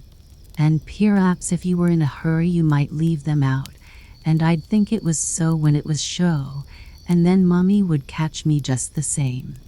No, I think we'd better draw a picture of the horrid high-drying poles, their berry cells, and make quite sure. I'll put them in just after the hissy snake. Look, and she drew this. 10. P'raps that's safest. It's very like our drying poles anyhow, said her daddy, laughing. Now I'll make a new noise with a snake and drying pole sound in it. I'll say sure. That's Tegimai for spear, Taffy. And he laughed. Don't make fun of me, said Taffy, as she thought of her picture letter and the mud in the stranger man's hair. You draw it, Daddy. We won't have beavers or hills this time. Said her daddy. I'll just draw a straight line for my spear, and he drew this. 11. Even Mummy couldn't mistake that for me being killed. Please don't, Daddy. It makes me uncomfy. Do some more noises. We're getting on beautifully. RHM, said Tegimai, looking up. We'll say shoe. That means sky. Taffy drew the snake and the drying pole. Then she stopped. We must make a new picture for that end sound, mustn't we? Shashu, said her daddy. Why? It's just like the round egg sound made thin. Then suppose we draw a thin round egg and pretend it's a frog that hasn't eaten anything for years. And no, said her daddy. If we drew that in a hurry, we might mistake it for the round egg itself. Shashishu. I tell you what we'll do. We'll open a little hole at the end of the round egg to show how the O noise runs out all thin, O. Like this. And he drew this. 12. Oh, that's lovely. Much better than a thin frog. Go on, said Taffy, using her shark's tooth. Her daddy went on drawing, and his hand shook with excitement. He went on till he had drawn this. 13. Don't look up, Taffy, he said. Try if you can make out what that means in the Teddy-my language. If you can, we've found the secret. Snake, pole, broken, egg, carp, tail, and cart mouth, said Taffy. Shuya. Sky water, rained. Just then a drop fell on her hand, for the day had clouded over. Why, Daddy, it's raining. Was that what you meant to tell me? Of course, said her daddy. And I told it you without saying a word, didn't I? Well, I think I would have known it in a minute, but that raindrop made me quite sure. I'll always remember now. Shia means rain, or it is going to rain. Why, Daddy? She got up and danced round him. S'pose you went out before I was awake and drawed Shia in the smoke on the wall. I'd know it was going to rain and I'd take my beaver skin hood. Wouldn't Mummy be surprised? Teddy-my got up and danced. Daddies didn't mind doing those things in those days. More than that, he said. S'pose I wanted to tell you it wasn't going to rain much and you must come down to the river. What would we draw? Say the words and Teddy-my talk first. Shiala's Yimaru. Sky water ending. River come to. What a lot of new sounds. I don't see how we can draw them. But I do, said Teddy-my. Just attend a minute, Taffy, and we won't do any more today. We've got Shia all right, haven't we? But this loss is a teaser. La la la, and he waved his shark tooth. There's the hissy snake at the end and the carp mouth before the snake, Asasas. We only want la la, said Taffy. I know it, but we have to make la la. And we're the first people in all the world who've ever tried to do it, Taffy-my. Well, said Taffy, yawning, for she was rather tired. Lost means breaking or finishing as well as ending, doesn't it? So it does, said Teddy-my. To lost means that there's no water in the tank for Mummy to cook with, just when I'm going hunting, too. And sure lost means that your spear is broken. If I'd only thought of that instead of drawing silly beaver pictures for the stranger. La, said Teddy-my, waving his stick and frowning. Oh, bother. I could have drawn sure quite easily, Taffy went on. Then I'd have drawn your spear all broken this way. And she drew. 14. The very thing, said Teddy-my. That's law all over. It isn't like any of the other marks either. And he drew this. 15. Now for you. Oh, we've done that before. Now for Maru. Mum shuts one's mouth up, doesn't it? We'll draw a shut mouth like this. And he drew. 16. Then the cart mouth open. That makes Mamamo. But what about this R thing, Taffy? It sounds all rough and edgy, like your shark tooth saw when you're cutting out a plank for the canoe, said Taffy. You mean all sharp at the edges, like this? Said Teddy-my. And he drew. 17. Exactly, said Taffy. But we don't want all those teeth. Only put 2. I'll only put in 1, said Teddy-my. If this game of ours is going to be what I think it will, the easier we make our sound pictures, the better for everybody. And he drew. 18. Now we've got it, said Teddy-my, standing on one leg. I'll draw, all in a string like fish. Hadn't we better put a little bit of stick or something between each word, so's they won't rub up against each other and jostle, same as if they were carps? Oh, I'll leave a space for that, said her daddy. And very excitedly he drew them all without stopping, on a big new bit of birch bark. 19. Shiala's Yumaru, said Taffy, reading it out sound by sound. That's enough for today, said Teddy-my. Besides, you're getting tired, Taffy. Never mind, dear. We'll finish it all tomorrow, and then we'll be remembered for years and years after the biggest trees you can see are all chopped up for firewood." So they went home, and all that evening Teddy Mice sat on one side of the fire and Taffy on the other, drawing yas and yos and shoes and shurs in the smoke on the wall and giggling together till her mummy said, "Really, Teddy Mai, you're worse than my Taffy." "Please don't mind," said Taffy.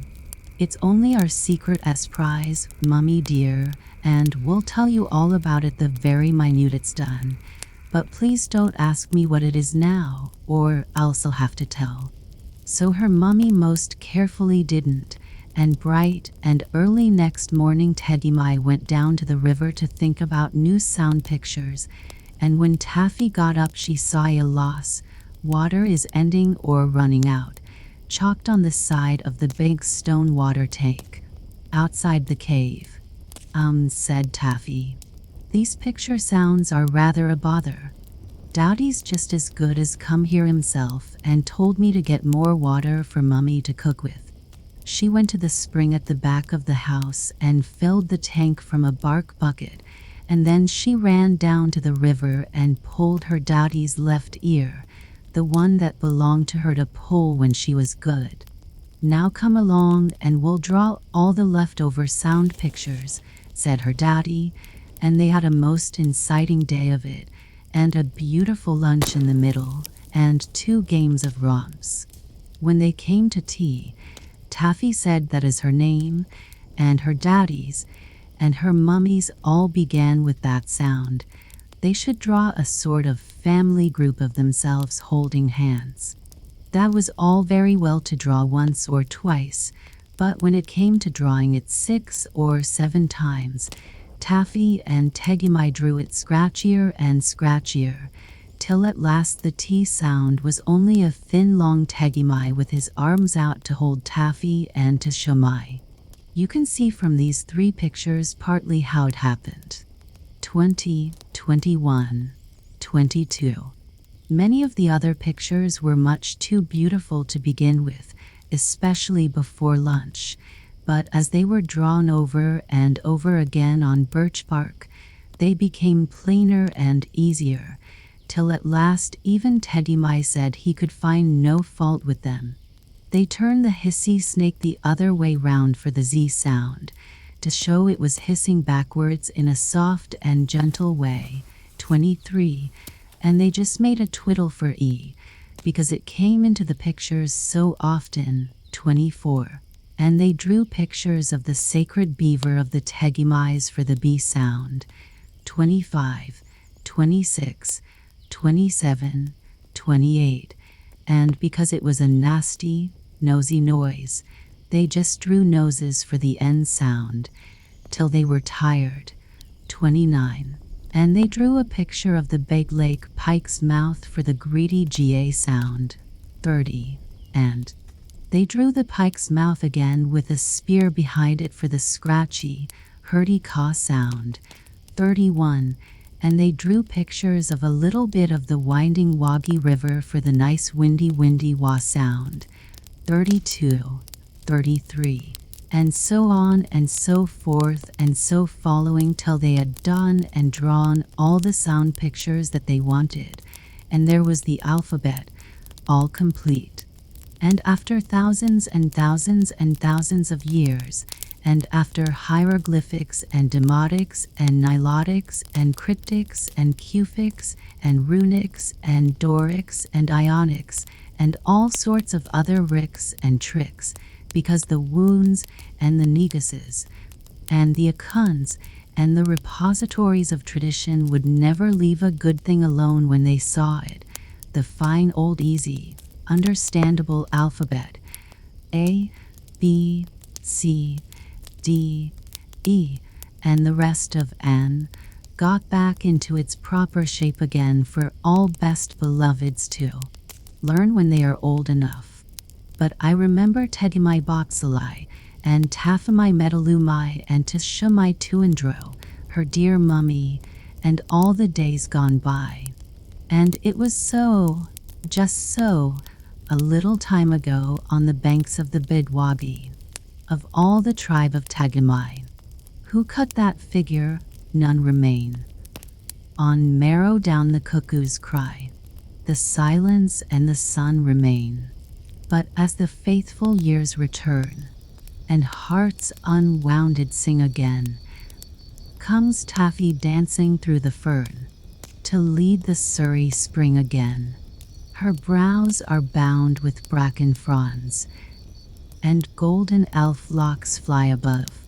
Her eyes are bright as diamonds, and bluer than the skies above. In moccasins and deerskin cloak, unfearing, free and fair she flits, and lights her little damp wood smoke, to show her daddy where she flits. For far, oh, very far behind, so far she cannot call to him, comes Tagamai alone to find the daughter that was all to him, the crab that played with the sea. Before the high and far-off times, O my best beloved, came the time of the very beginnings, and that was in the days when the eldest magician was getting things ready.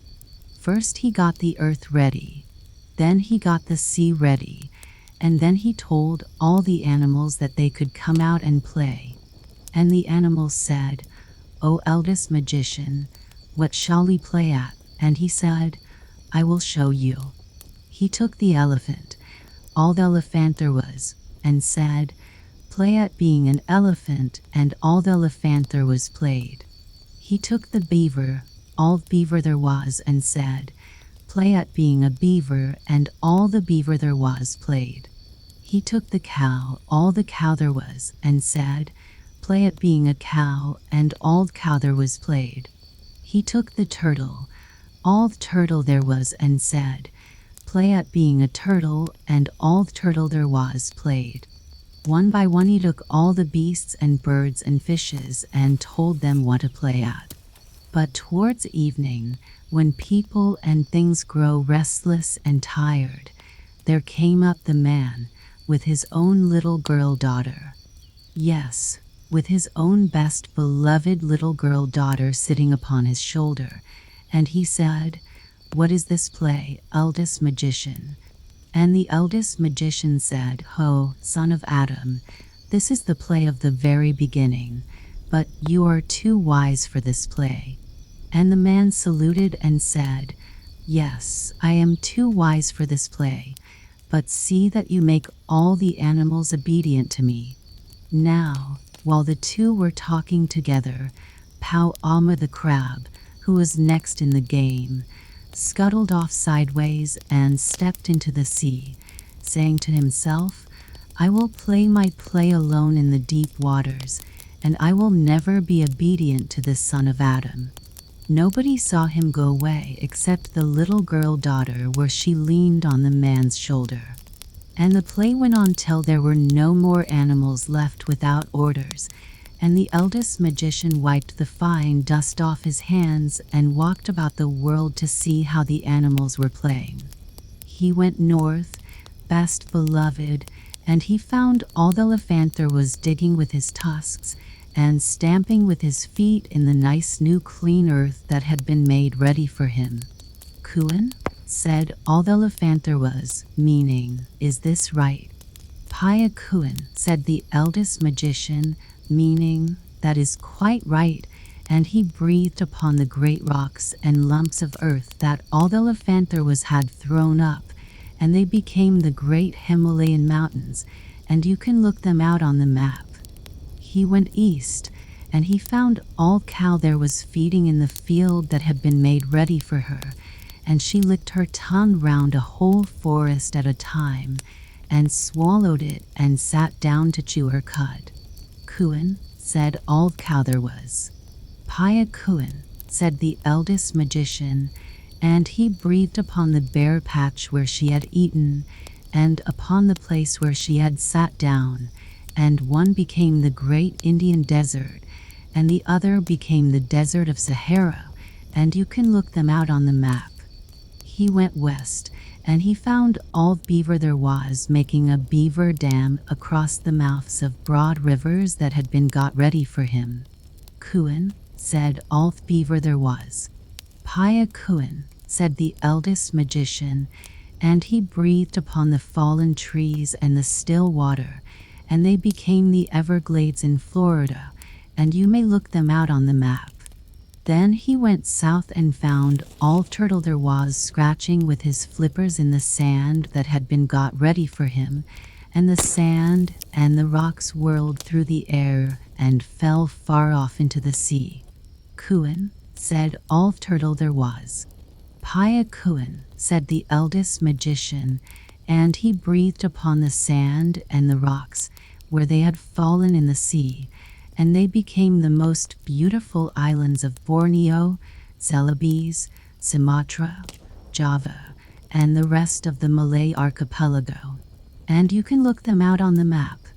By and by the eldest magician met the man on the banks of the Perak River, and said, "Ho, son of Adam, are all the animals obedient to you?" "Yes," said the man. "Is all the earth obedient to you?" "Yes," said the man. "Is all the sea obedient to you?"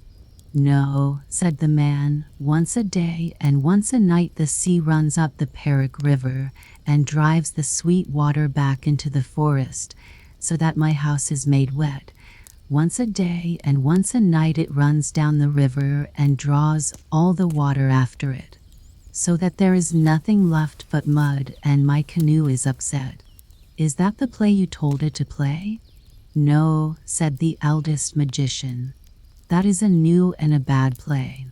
"Look," said the man, and as he spoke the great sea came up the mouth of the Perak River, driving the river backwards till it overflowed all the dark forests for miles and miles, and flooded the man's house. "This is wrong. Launch your canoe and we will find out who is playing with the sea," said the eldest magician. They stepped into the canoe. The little girl daughter came with them, and the man took his kris, a curving, wavy dagger with a blade like a flame, and they pushed out on the Perak River.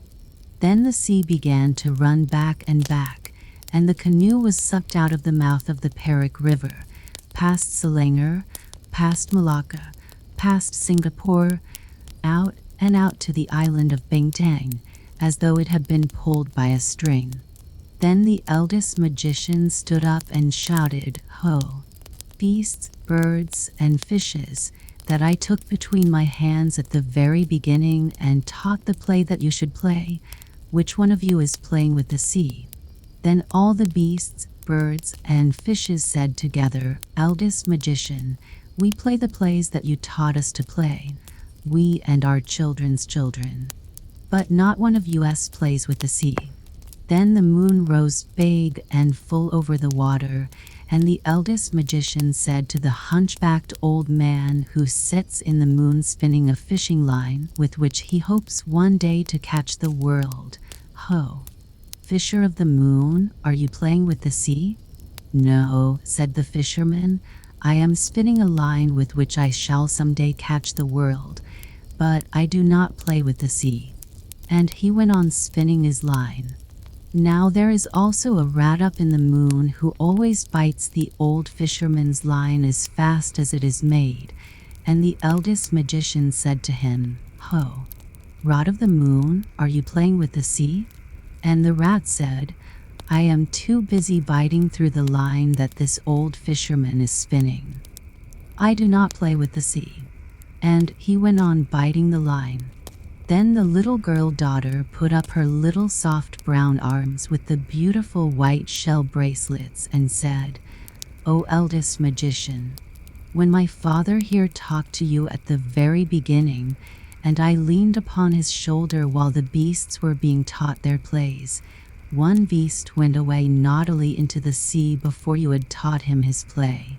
And the eldest magician said, "How wise are little children who see and are silent. What was the beast like?" And the little girl daughter said, "He was round and he was flat, and his eyes grew upon stalks, and he walked sideways like this, and he was covered with strong armor upon his back. And the eldest magician said, "How wise are little children who speak truth. Now I know where Pau Amma went. Give me the paddle." So he took the paddle, but there was no need to paddle, for the water flowed steadily past all the islands till they came to the place called Pusat-Tasek, the heart of the sea, where the great hollow is that leads down to the heart of the world. And in that hollow grows the wonderful tree, Pajangi, that bears the magic twin nuts. Then the eldest magician slid his arm up to the shoulder through the deep warm water, and under the roots of the wonderful tree he touched the broad back of Pau Amma the crab.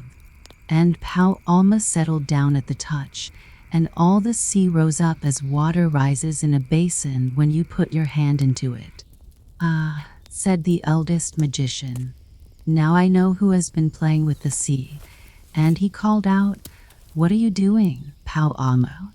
And Pau Amma, deep down below, answered, "Once a day and once a night I go out to look for my food. Once a day and once a night I return. Leave me alone." Then the eldest magician said, "Listen, Pau Amma. When you go out from your cave, the waters of the sea pour down into Pusat-Tasek, and all the beaches of all the islands are left bare, and the little fish die, and Raja Mulcavan, the king of the elephants, his legs are made muddy. When you come back and sit in Pusat-Tasek, the waters of the sea rise, and half the little islands are drowned, and the man's house is flooded, and Raja Abdullah, the king of the crocodiles, his mouth is filled with the salt water." Then Pau Amma, deep down below, laughed and said, "I did not know I was so important. Henceforward I will go out 7 times a day, and the waters shall never be still." And the eldest magician said, "I cannot make you play the play you were meant to play, Pau Amma, because you escaped me at the very beginning. But if you are not afraid, come up and we will talk about it." "I am not afraid," said Pau Amma, and he rose to the top of the sea in the moonlight. There was nobody in the world so big as Pau Amma, for he was the king crab of all crabs. Not a common crab, but a king crab. One side of his great shell touched the beach at Sarawak, the other touched the beach at Pahang, and he was taller than the smoke of 3 volcanoes. As he rose up through the branches of the wonderful tree, he tore off one of the great twin fruits, the magic double-kerneled nuts that make people young, and the little girl daughter saw it bobbing alongside the canoe, and pulled it in and began to pick out the soft eyes of it with her little golden scissors. "Now," said the magician, "make a magic Pau Amma to show that you are really important." Pau Amma rolled his eyes and waved his legs, but he could only stir up the sea, because, though he was a king crab, he was nothing more than a crab, and the eldest magician laughed. "You are not so important after all, Pau Amma," he said. "Now, let me try," and he made a magic with his left hand, with just the little finger of his left hand, and lo and behold, best beloved, Pau Amma's hard, blue-green black shell fell off him as a husk falls off a cocoa nut, and Pau Amma was left all soft. Soft as the little crabs that you sometimes find on the beach, best beloved. "Indeed, you are very important," said the eldest magician. "Shall I ask the man here to cut you with Chris? Shall I send for Raja Mulcavan, the king of the elephants, to pierce you with his tusks? Or shall I call Raja Abdullah, the king of the crocodiles, to bite you?" And Pau Amma said, "I am ashamed. Give me back my hard shell, and let me go back to Pusat-Tasek, and I will only stir out once a day and once a night to get my food." And the eldest magician said, "No, Pauama, I will not give you back your shell, for you will grow bigger and prouder and stronger, and perhaps you will forget your promise, and you will play with the sea once more." Then Pauama said, "What shall I do? I am so big that I can only hide in Pusat-Tasek, and if I go anywhere else, all soft as I am now, the sharks and the dogfish will eat me. And if I go to Pusat-Tasek, all soft as I am now, though I may be safe, I can never stir out to get my food, and so I shall die." Then he waved his legs and lamented. "Listen, Pauama," said the eldest magician. "I cannot make you play the play you were meant to play, because you escaped me at the very beginning. But if you choose, I can make every stone and every hole and every bunch of weed in all the seas a safe Pusat-Tasek for you and your children for always." Then Pauama said, "That is good, but I do not choose yet. Look, there is that man who talked to you at the very beginning. If he had not taken up your attention, I should not have grown tired of waiting and run away, and all this would never have happened. What will he do for me?" And the man said, "If you choose, I will make a magic, so that both the deep water and the dry ground will be a home for you and your children, so that you shall be able to hide both on the land and in the sea." And Pauama said, "I do not choose yet. Look, there is that girl who saw me running away at the very beginning. If she had spoken then, the eldest magician would have called me back, and all this would never have happened. What will she do for me?" And the little girl daughter said, "This is a good nut that I am eating. If you choose, I will make a magic, and I will give you this pair of scissors, very sharp and strong, so that you and your children can eat cocoa nuts like this all day long when you come up from the sea to the land. Or you can dig a Pusat-Tasek for yourself with the scissors that belong to you when there is no stone or hole nearby, and when the earth is too hard, by the help of these same scissors you can run up a tree." And Pauama said, "I do not choose yet, for, all soft as I am, these gifts would not help me. Give me back my shell, O eldest magician, and then I will play your play."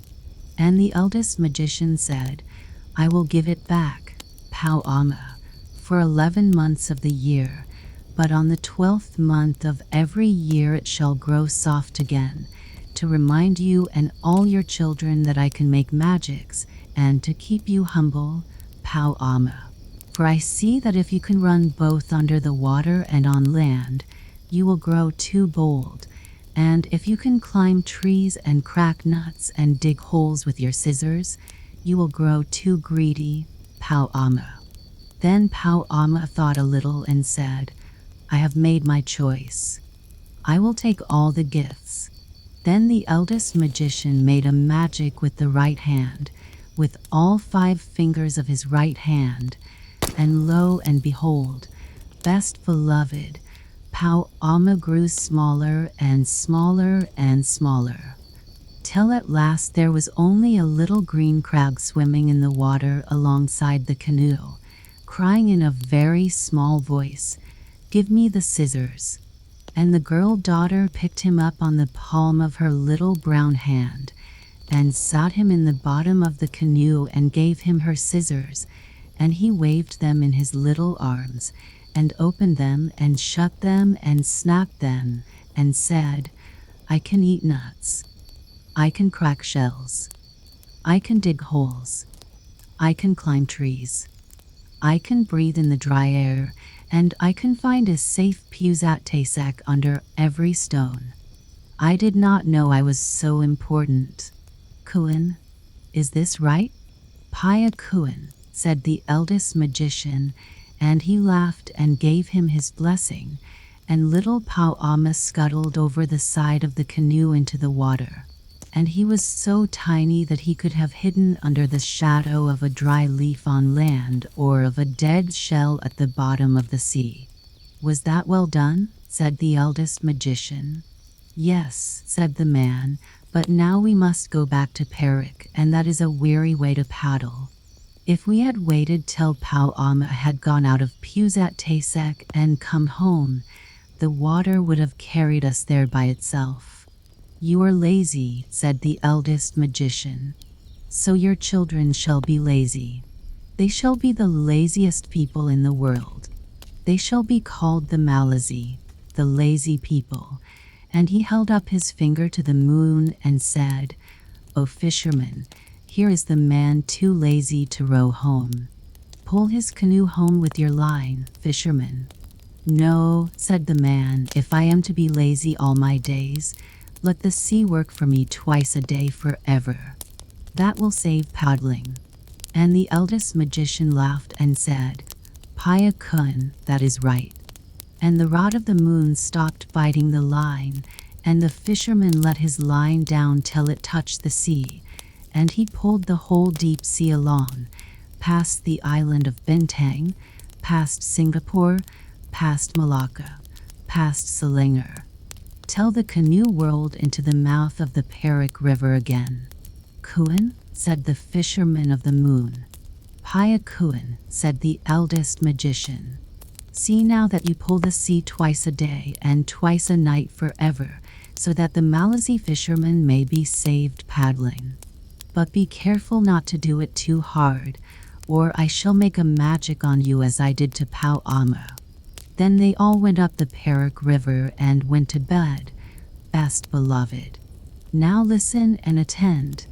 From that day to this, the moon has always pulled the sea up and down and made what we call the tides.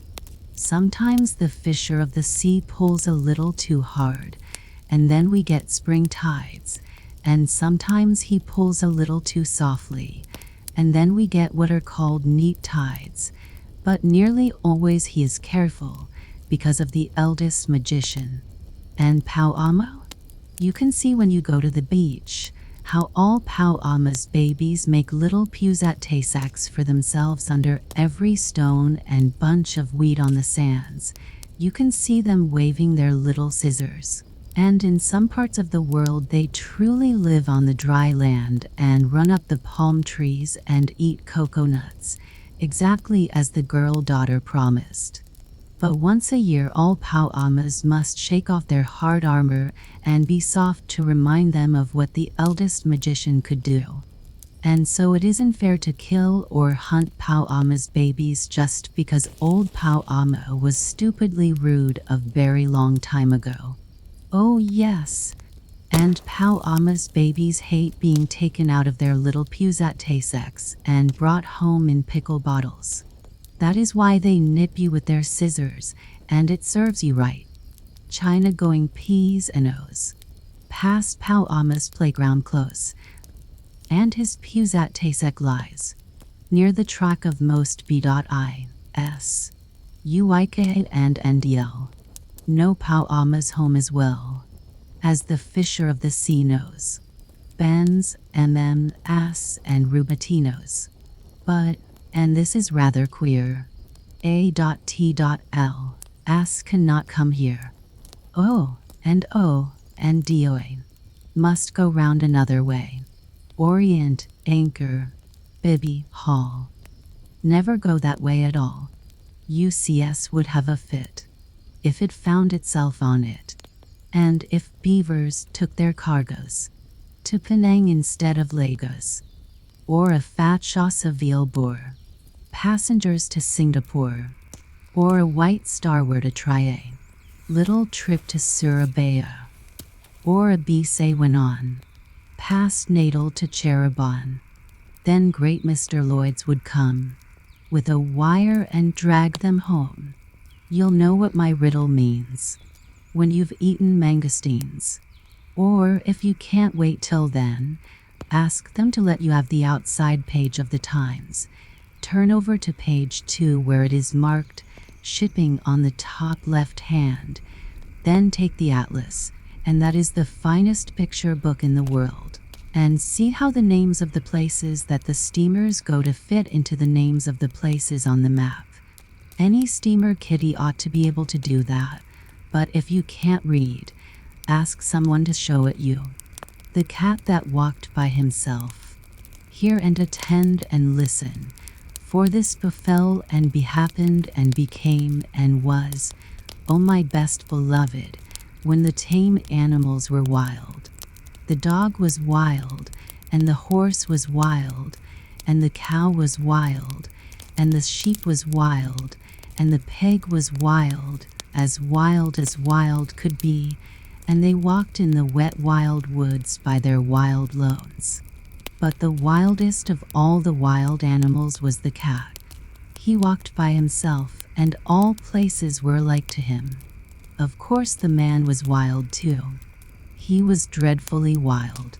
He didn't even begin to be tame till he met the woman, and she told him that she did not like living in his wild ways.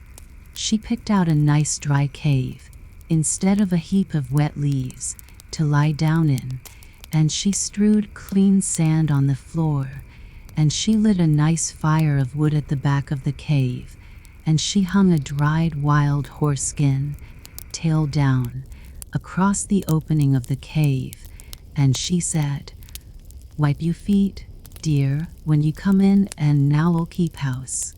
That night, best beloved, they ate wild sheep roasted on the hot stones, and flavored with wild garlic and wild pepper, and wild duck stuffed with wild rice and wild fenugreek and wild coriander, and marrow bones of wild oxen, and wild cherries, and wild grenadillas.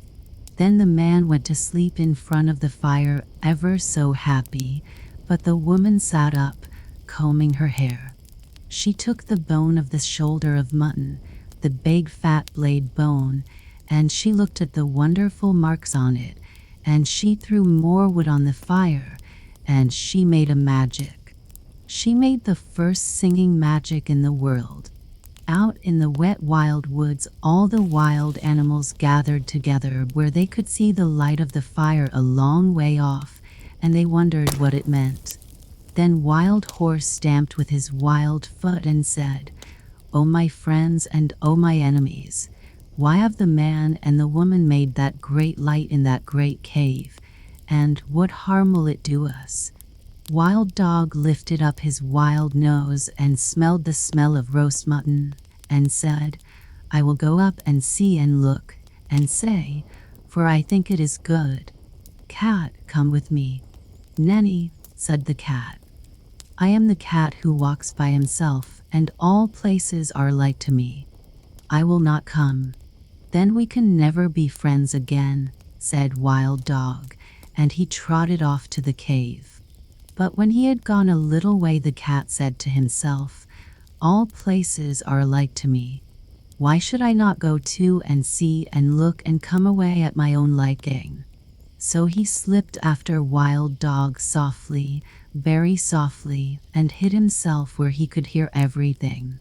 When Wild Dog reached the mouth of the cave, he lifted up the dried horse skin with his nose and sniffed the beautiful smell of the roast mutton, and the woman, looking at the blade bone, heard him and laughed and said, "Here comes the first wild thing out of the wild woods. What do you want?" Wild Dog said, "O my enemy and wife of my enemy, what is this that smells so good in the wild woods?" Then the woman picked up a roasted mutton bone and threw it to Wild Dog, and said, "Wild thing out of the wild woods, taste and try." Wild Dog gnawed the bone, and it was more delicious than anything he had ever tasted, and he said, "O my enemy and wife of my enemy, give me another." The woman said, "Wild thing out of the wild woods, help my man to hunt through the day and guard this cave at night, and I will give you as many roast bones as you need." "Ah," said the cat, listening, "this is a very wise woman, but she is not so wise as I am. Wild Dog crawled into the cave and laid his head on the woman's lap and said, "O my friend and wife of my friend, I will help your man to hunt through the day, and at night I will guard your cave." "Ah," said the cat, listening, "that is a very foolish dog." And he went back through the wet wild woods waving his wild tail and walking by his wild lone. But he never told anybody. When the man waked up he said, "What is Wild Dog doing here?" And the woman said, "His name is not Wild Dog anymore, but the first friend, because he will be our friend for always and always and always. Take him with you when you go hunting." Next night the woman cut great green armfuls of fresh grass from the water meadows and dried it before the fire so that it smelt like new mown hay, and she sat at the mouth of the cave and plaited a halter out of horse hide. And she looked at the shoulder of mutton bone, at the big broad blade bone, and she made a magic. She made the second singing magic in the world.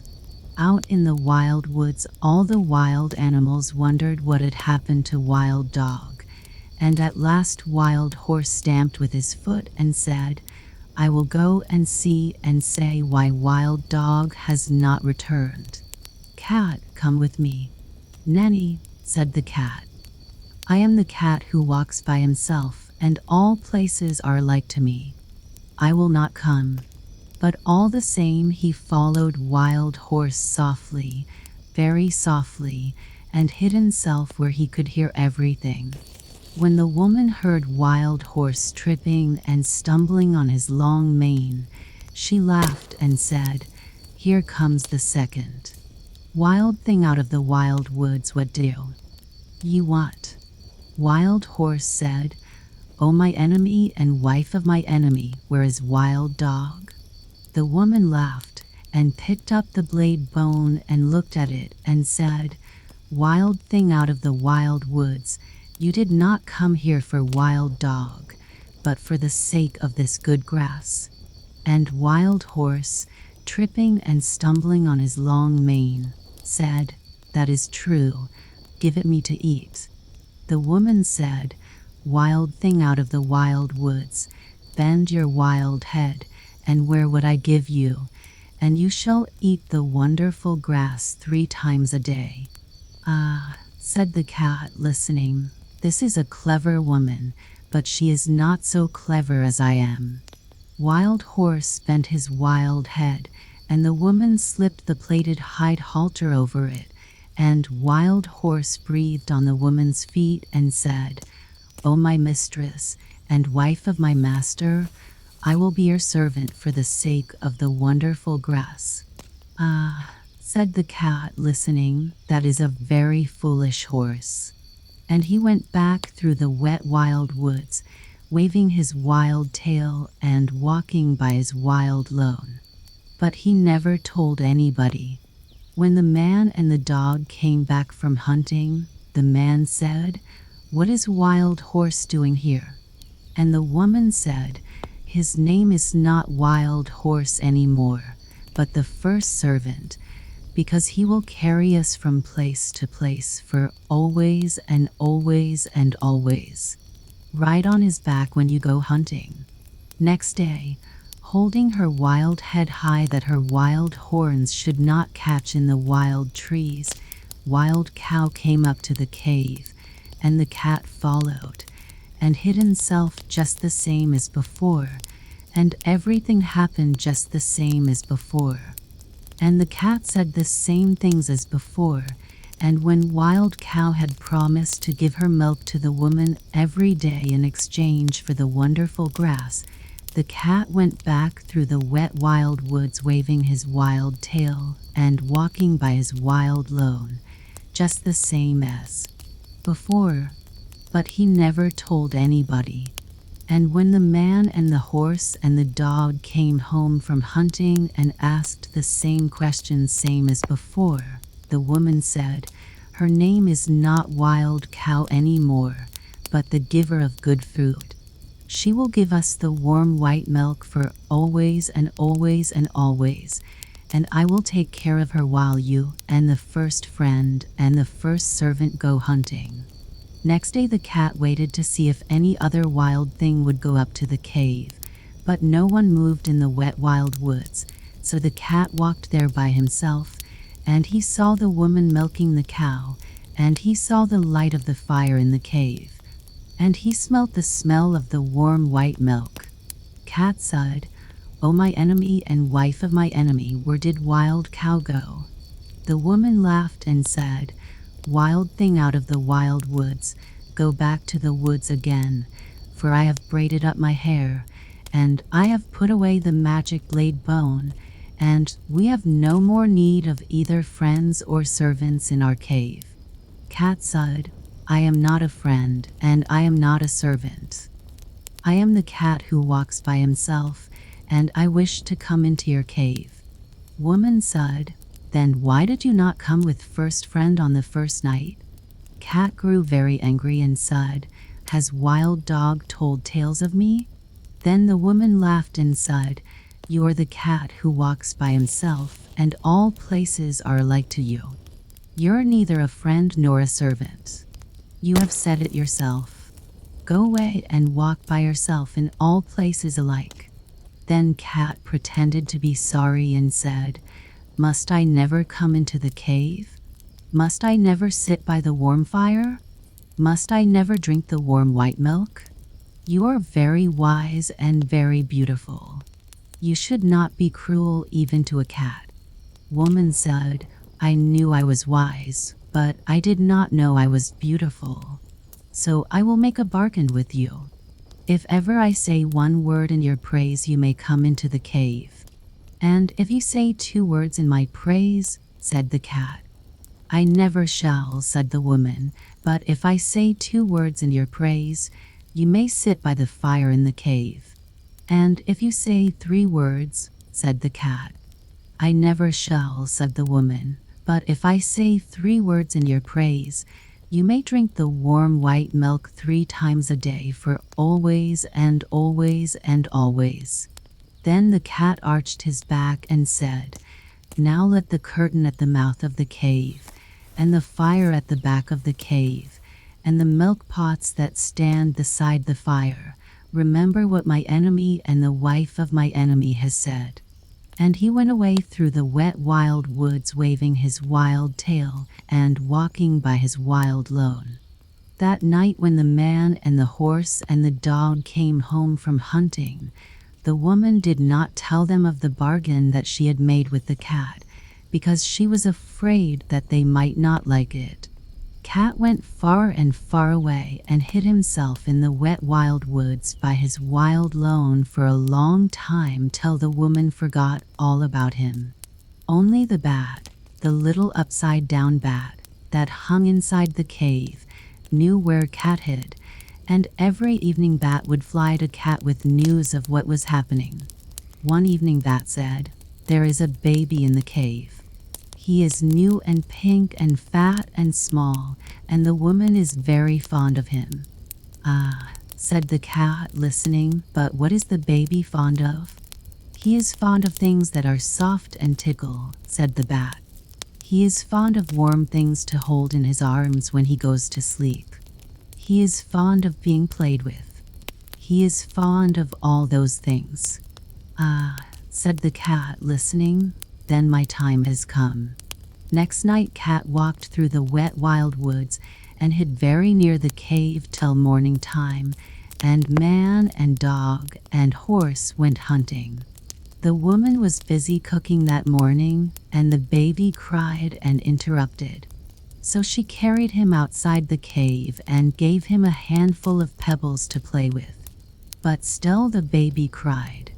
Then the cat put out his patty paw and patted the baby on the cheek, and it cooed, and the cat rubbed against its fat knees and tickled it under its fat chin with his tail. And the baby laughed, and the woman heard him and smiled. Then the bat, the little upside-down bat that hung in the mouth of the cave, said, O my hostess and wife of my host and mother of my host's son, a wild thing from the wild woods is most beautifully playing with your baby. A blessing on that wild thing, whoever he may be, said the woman, straightening her back, for I was a busy woman this morning, and he has done me a service. That very minute and second, best beloved, the dried horse skin curtain that was stretched tail down at the mouth of the cave fell down, whoosh, because it remembered the bargain she had made with the cat, and when the woman went to pick it up, lo and behold, the cat was sitting quite comfy inside the cave. O my enemy and wife of my enemy and mother of my enemy, said the cat, it is I, for you have spoken a word in my praise, and now I can sit within the cave for always and always and always. But still am the cat who walks by himself, and all places are alike to me. The woman was very angry, and shut her lips tight, and took up her spinning wheel and began to spin. But the baby cried because the cat had gone away, and the woman could not hush it, for it struggled and kicked and grew black in the face. O my enemy and wife of my enemy and mother of my enemy, said the cat, take a strand of the wire that you are spinning and tie it to your spinning wheel and drag it along the floor. And I will show you a magic that shall make your baby laugh as loudly as he is now crying. I will do so, said the woman, because I am at my wit's end, but I will not thank you for it. She tied the thread to the little clay spindle whorl and drew it across the floor, and the cat ran after it and patted it with his paws and rolled head over heels, and tossed it backward over his shoulder, and chased it between his hind legs and pretended to lose it, and pounced down upon it again, till the baby laughed as loudly as it had been crying, and scrambled after the cat and frolicked all over the cave till it grew tired and settled down to sleep with the cat in its arms. Now, said the cat, I will sing the baby a song that shall keep him asleep for an hour. And he began to purr, loud and low, low and loud, till the baby fell fast asleep. The woman smiled as she looked down upon the two of them and said, that was wonderfully done. No question but you're very clever, O cat. That very minute and second, fast beloved, the smoke of the fire at the back of the cave came down in clouds from the roof, puff, because it remembered the bargain she had made with the cat, and when it had cleared away, lo and behold, the cat was sitting quite comfy close to the fire. O my enemy and wife of my enemy and mother of my enemy, said the cat, it is I, for you have spoken a second word in my praise, and now I can sit by the warm fire at the back of the cave for always and always and always. But still I am the cat who walks by himself, and all places are alike to me. Then the woman was very, very angry, and let down her hair and put more wood on the fire and brought out the broad blade bone of the shoulder of mutton and began to make a magic that should prevent her from saying a third word in praise of the cat. It was not a singing magic, fast beloved, it was a still magic, and by the cave grew so still that a little wee mouse crept out of a corner and ran across the floor. O my enemy and wife of my enemy and mother of my enemy, said the cat, is that little mouse part of your magic? Oh, she. No indeed, said the woman, and she dropped the blade bone and jumped upon the footstool in front of the fire and braided up her hair very quick for fear that the mouse should run up it. Ah, said the cat, watching, then the mouse will do me no harm if I eat it? No, said the woman, braiding up her hair, eat it quickly and I will ever be grateful to you. Cat made one jump and caught the little mouse, and the woman said, 100 thanks. Even the first friend is not quick enough to catch little mice as you have done. You must be very wise. That very moment and second, "O best beloved, the milk pot that stood by the fire cracked in 2 pieces, FFFT, because it remembered the bargain she had made with the cat, and when the woman jumped down from the footstool, lo and behold, the cat was lapping up the warm white milk that lay in one of the broken pieces. O my enemy and wife of my enemy and mother of my enemy," said the cat, "it is I, for you have spoken 3 words in my praise, and now I can drink the warm white milk 3 times a day for always and always and always. But still I am the cat who walks by himself, and all places are alike to me." Then the woman laughed and set the cat a bowl of the warm white milk and said, "O cat, you are as clever as a man, but remember that your bargain was not made with the man or the dog, and I do not know what they will do when they come home." "What is that to me?" said the cat. "If I have my place in the cave by the fire and my warm white milk 3 times a day, I do not care what the man or the dog can do." That evening when the man and the dog came into the cave, the woman told them all the story of the bargain while the cat sat by the fire and smiled. Then the man said, "Yes, but he has not made a bargain with me or with all proper men after me." Then he took off his 2 leather boots, and he took up his little stone axe, that makes 3, and he fetched a piece of wood and a hatchet, that is 5 altogether, and he set them out in a row, and he said, "Now we will make our bargain. If you do not catch mice when you are in the cave for always and always and always, I will throw these 5 things at you whenever I see you, and so shall all proper men do after me." "Ah," said the woman, listening, "this is a very clever cat, but he is not so clever as my man." The cat counted the 5 things, and they looked very knobby, and he said, "I will catch mice when I am in the cave for always and always and always, but still I am the cat who walks by himself, and all places are alike to me." "Not when I am near," said the man. "If you had not said that last, I would have put all these things away for always and always and always. But I am now going to throw my 2 boots and my little stone axe, that makes 3, at you whenever I meet you, and so shall all proper men do after me." Then the dog said, "Wait a minute. He has not made a bargain with me or with all proper dogs after me." And he showed his teeth and said, "If you are not kind to the baby while I am in the cave for always and always and always, I will hunt you till I catch you, and when I catch you I will bite you, and so shall all proper dogs do after me." "Ah," said the woman, listening, "this is a very clever cat, but he is not so clever as the dog." Cat counted the dog's teeth, and they looked very pointed, and he said, "I will be kind to the baby while I am in the cave, as long as he does not pull my tail too hard, for always and always and always. But still I am the cat that walks by himself, and all places are alike to me." "Not when I am near," said the dog. "If you had not said that last, I would have shut my mouth for always and always and always. But now I am going to hunt you up a tree whenever I meet you, and so shall all proper dogs do after me."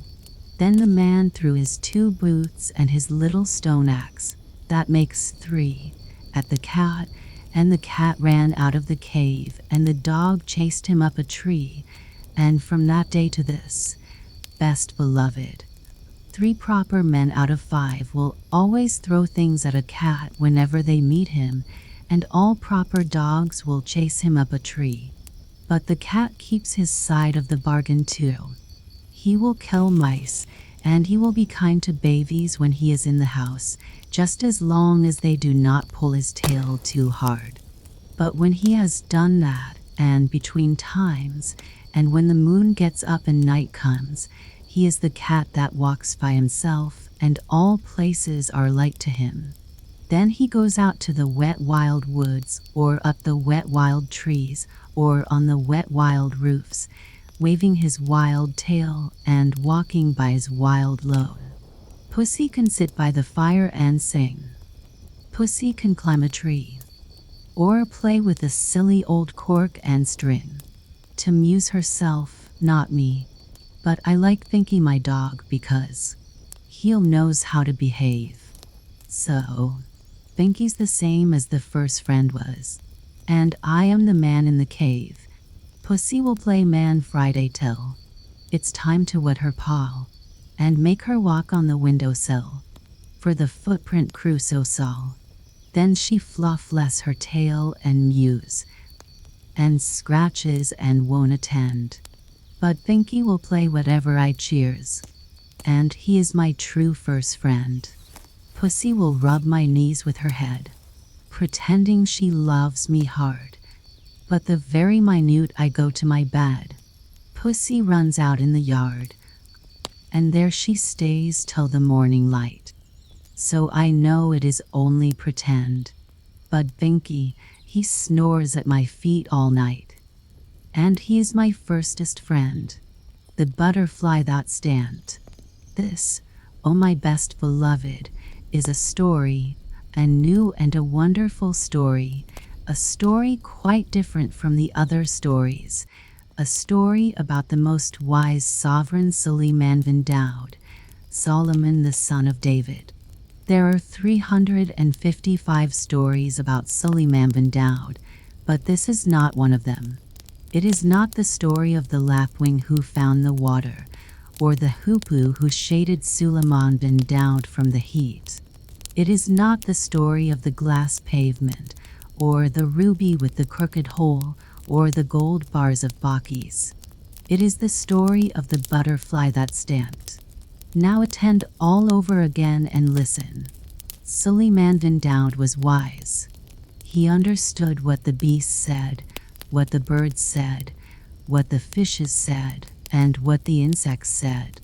He understood what the rocks said deep under the earth when they bowed in towards each other and groaned, and he understood what the trees said when they rustled in the middle of the morning. He understood everything, from the bishop on the bench to the hyssop on the wall, and Bacchus, his head queen, the most beautiful Queen Bacchus, was nearly as wise as he was. Suleiman bin Daud was strong. Upon the third finger of the right hand he wore a ring. When he turned it once, Afrits and jinns came out of the earth to do whatever he told them. When he turned it twice, fairies came down from the sky to do whatever he told them, and when he turned it 3 times, the very great angel Azrael of the sword came dressed as a water carrier, and told him the news of the 3 worlds, above, below, and here. And yet Suleiman bin Daud was not proud. He very seldom showed off, and when he did he was sorry for it. Once he tried to feed all the animals in all the world in one day, but when the food was ready an animal came out of the deep sea and ate it up in 3 mouthfuls. Suleiman bin Daud was very surprised and said, "O animal, who are you?" And the animal said, "O king, live forever. I am the smallest of 30,000 brothers, and our home is at the bottom of the sea. We heard that you were going to feed all the animals in all the world, and my brothers sent me to ask when dinner would be ready." Suleiman bin Daud was more surprised than ever and said, "O animal, you have eaten all the dinner that I made ready for all the animals in the world." And the animal said, "O king, live forever, but do you really call that a dinner? Where I come from we each eat twice as much as that between meals." Then Suleiman bin Daud fell flat on his face and said, "O animal, I gave that dinner to show what a great and rich king I was, and not because I really wanted to be kind to the animals. Now I am ashamed, and it serves me right." Suleiman bin Daud was a really truly wise man, best beloved. After that he never forgot that it was silly to show off, And now the real story part of my story begins. He married ever so many wives. He married 999 wives, besides the most beautiful Bakis, and they all lived in a great golden palace in the middle of a lovely garden with fountains. He didn't really want 999 wives, but in those days everybody married ever so many wives, and of course the king had to marry ever so many more just to show that he was the king. Some of the wives were nice, but some were simply horrid, and the horrid ones quarreled with the nice ones and made them horrid too, and then they would all quarrel with Suleiman van Daud, and that was horrid for him. But Bakis the most beautiful never quarreled with Suleiman van Daud. She loved him too much. She sat in her rooms in the golden palace, or walked in the palace garden, and was truly sorry for him. Of course, if he had chosen to turn his ring on his finger and call up the jinns and the afrits, they would have magicked all those 999 quarrelsome wives into white mules of the desert or greyhounds or pomegranate seeds. But Suleiman van Daud thought that that would be showing off. So, when they quarreled too much, he only walked by himself in one part of the beautiful palace gardens and wished he had never been born.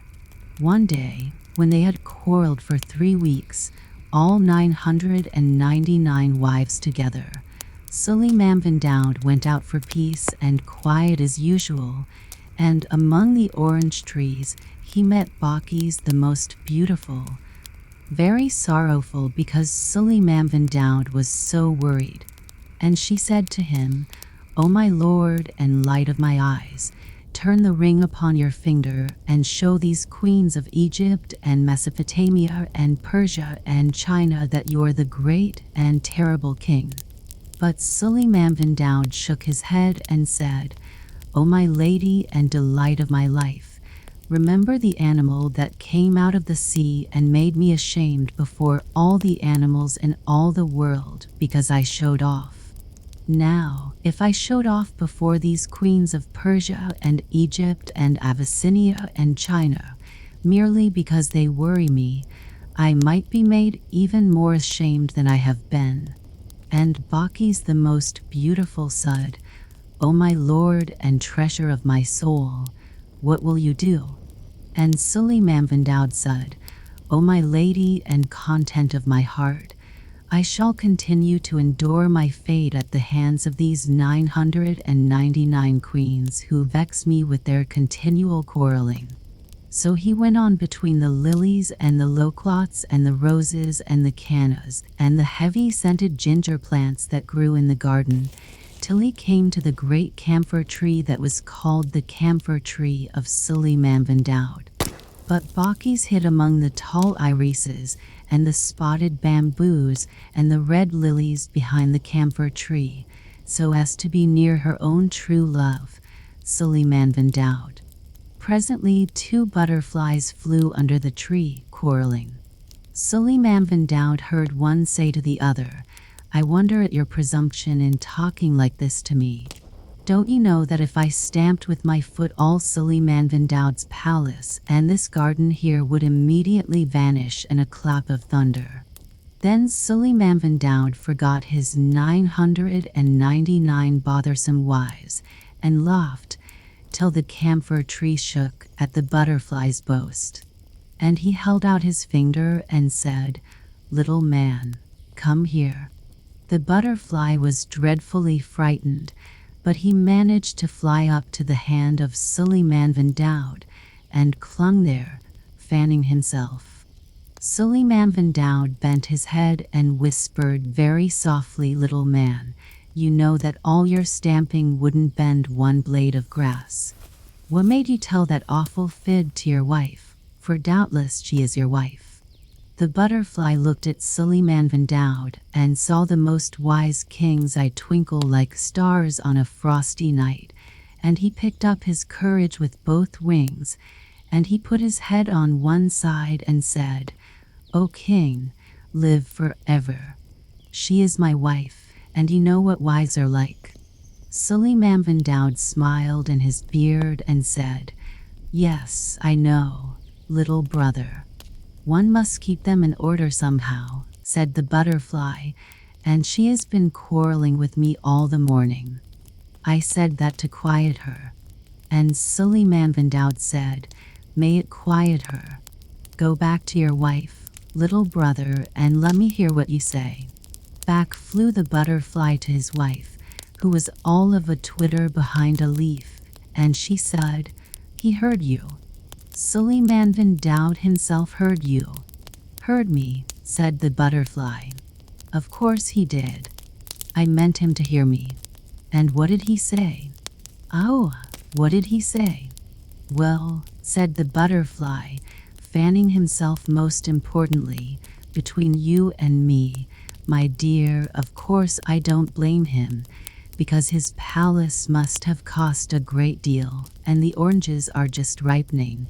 He asked me not to stamp, and I promised I wouldn't. Gracious, said his wife, and sat quite quiet, but Suleiman bin Daud laughed till the tears ran down his face at the impudence of the bad little butterfly. Bakis the most beautiful stood up behind the tree among the red lilies and smiled to herself, for she had heard all this talk. She thought, If I am wise I can yet save my lord from the persecutions of these quarrelsome queens, and she held out her finger and whispered softly to the butterfly's wife, Little woman, come here. Up flew the butterfly's wife, very frightened, and clung to Bakis's white hand. Bakis bent her beautiful head down and whispered, Little woman, do you believe what your husband has just said? The butterfly's wife looked at Bakis and saw the most beautiful queen's eyes shining like deep pools with starlight on them, and she picked up her courage with both wings and said, O queen, be lovely forever. You know what menfolk are like. And the queen Bakis, the wise Bakis of Sheba, put her hand to her lips to hide a smile and said, Little sister, I know. They get angry, said the butterfly's wife, fanning herself quickly, over nothing at all, but we must humor them, O queen. They never mean half they say. If it pleases my husband to believe that I believe he can make Suleiman bin Daud's palace disappear by stamping his foot, I'm sure I don't care. He'll forget all about it tomorrow. Little sister, said Bakis, you are quite right, but next time he begins to boast, take him at his word. Ask him to stamp and see what will happen. We know what menfolk are like, don't we? He'll be very much ashamed. Away flew the butterfly's wife to her husband, and in 5 minutes they were quarreling worse than ever. Remember, said the butterfly. Remember what I can do if I stamp my foot. I don't believe you one little bit, said the butterfly's wife. I should very much like to see it done. Suppose you stamp now. I promised Suleiman bin Daud that I wouldn't, said the butterfly, and I don't want to break my promise. It wouldn't matter if you did, said his wife. You couldn't bend a blade of grass with your stamping. I dare you to do it, she said. Stamp, stamp, stamp. Suleiman bin Daud, sitting under the camphor tree, heard every word of this, and he laughed as he had never laughed in his life before. He forgot all about his queens. He forgot all about the animal that came out of the sea. He forgot about showing off. He just laughed with joy, and Bakis, on the other side of the tree, smiled because her own true love was so joyful. Presently the butterfly, very hot and puffy, came whirling back under the shadow of the camphor tree and said to Suleiman, She wants me to stamp. She wants to see what will happen. Oh, Suleiman bin Daud. You know I can't do it, and now she'll never believe a word I say. She'll laugh at me to the end of my days." "No, little brother," said Suleiman Van Dowd. "She will never laugh at you again." And he turned the ring on his finger, just for the little butterfly's sake, not for the sake of showing off. And, lo and behold, 4 huge jinns came out of the earth. "Slaves," said Suleiman Van Dowd, "when this gentleman on my finger," that was where the impudent butterfly was sitting, "stamps his left front forefoot, you will make my palace and these gardens disappear in a clap of thunder. When he stamps again, you will bring them back carefully. Now, little brother," he said, "go back to your wife and stamp all you've a mind to." Away flew the butterfly to his wife, who was crying, "I dare you to do it. I dare you to do it. Stamp. Stamp now. Stamp." Baki saw the 4 vast jinns stoop down to the 4 corners of the gardens with the palace in the middle, and she clapped her hands softly and said, "At last Suleiman Van Dowd will do for the sake of a butterfly what he ought to have done long ago for his own sake, and the quarrelsome queens will be frightened." The butterfly stamped. The jinns jerked the palace and the gardens 1,000 miles into the air. There was a most awful thunderclap, and everything grew inky black. The butterfly's wife fluttered about in the dark, crying, "Oh, all be good. I'm so sorry I spoke. Only bring the gardens back, my dear darling husband, and I'll never contradict again." The butterfly was nearly as frightened as his wife, and Suleiman Van Dowd laughed so much that it was several minutes before he found breath enough to whisper to the butterfly, "Stamp again, little brother. Give me back my palace, most great magician."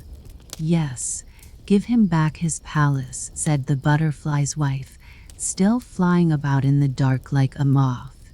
"Give him back his palace, and don't let's have any more horrid magic." "Well, my dear," said the butterfly as bravely as he could, "you see what your nagging has led to. Of course it doesn't make any difference to me. I'm used to this kind of thing. But as a favor to you and to Suleiman Van Dowd, I don't mind putting things right." So he stamped once more, and that instant the jinns let down the palace and the gardens without even a bump. The sun shone on the dark green-orange leaves. The fountains played among the pink Egyptian lilies. The birds went on singing, and the butterfly's wife lay on her side under the camphor tree, waggling her wings and panting, "Oh, I'll be good. I'll be good." Suleiman Van Dowd could hardly speak for laughing. He leaned back all weak and hiccupy, and shook his finger at the butterfly and said, "O great wizard, what is the sense of returning to me my palace if at the same time ye slay me with mirth?" Then came a terrible noise, for all the 999 queens ran out of the palace shrieking and shouting and calling for their babies. They hurried down the great marble steps below the fountain, 100 abreast, and the most wise Bakis went statelily forward to meet them and said, "What is your trouble, O queens?" They stood on the marble steps 100 abreast and shouted, "What is our trouble? We were living peacefully in our golden palace, as is our custom, when upon a sudden the palace disappeared, and we were left sitting in a thick and noisome darkness, and it thundered, and jinns and afrits moved about in the darkness. That is our trouble, O head queen, and we're most extremely troubled on account of that trouble, for it was a troublesome trouble, unlike any trouble we have known." Then Baki's the most beautiful queen, Suleiman Van Dowd's very best beloved, queen that was of Sheba and Sable and the rivers of the gold of the south, from the desert of Zin to the towers of Zimbabwe, Bakis, almost as wise as the most wise Suleiman Van Dowd himself, said, "It is nothing, O queens. A butterfly has made complaint against his wife because she quarreled with him, and it has pleased our Lord Suleiman Van Daud to teach her a lesson in low speaking and humbleness, for that is counted a virtue among the wives of the butterflies." Then up and spoke an Egyptian queen, the daughter of a pharaoh, and she said, "Our palace cannot be plucked up by the roots like a leek for the sake of a little insect. No, Suleiman Van Daud must be dead, and what we heard and saw was the earth thundering and darkening at the news." Then Bacchis beckoned that bold queen without looking at her, and said to her and to the others, "Come and see." They came down the marble steps, 100 abreast, and beneath his camphor tree, still weak with laughing, they saw the most wise king Suleiman Van Daud rocking back and forth with a butterfly on either hand, and they heard him say, "O wife of my brother in the air, remember after this to please your husband in all things, lest he be provoked to stamp his foot yet again, for he has said that he is used to this magic, and he is most eminently a great magician, one who steals away the very palace of Suleiman Van Daud himself. Go in peace, little folk." And he kissed them on the wings, and they flew away. Then all the queens except Bacchis, the most beautiful and splendid Bacchis, who stood apart smiling, fell flat on their faces, for they said, "If these things are done when a butterfly is displeased with his wife, what shall be done to us who have vexed our king with our loud speaking and open quarreling through many days?" Then they put their veils over their heads, and they put their hands over their mouths, and they tiptoed back to the palace most mousy quiet. Then Bacchis, the most beautiful and excellent Bacchis, went forward through the red lilies into the shade of the camphor tree, and laid her hand upon Suleiman Van Daud's shoulder, and said, "O my lord and treasure of my soul, rejoice, for we have taught the queens of Egypt and Ethiopia and Abyssinia and Persia and India and China with a great and a memorable teaching." And Suleiman Van Daud, still looking after the butterflies where they played in the sunlight, said, "O my lady and jewel of my felicity, when did this happen? For I have been jesting with a butterfly ever since I came into the garden." And he told Bacchis what he had done. Bacchis, the tender and most lovely Bacchis, said, "O my lord and regent of my existence, I hid behind the camphor tree and saw it all. It was I who told the butterfly's wife to ask the butterfly to stand, because I hoped that for the sake of the just my lord would make some great magic, and that the queens would see it and be frightened." And she told him what the queens had said and seen and thought. Then Suleiman Van Daud rose up from his seat under the camphor tree, and stretched his arms and rejoiced and said, "O my lady and sweetener of my days, know that if I had made a magic against my queens for the sake of pride or anger, as I made that feast for all the animals, I should certainly have been put to shame.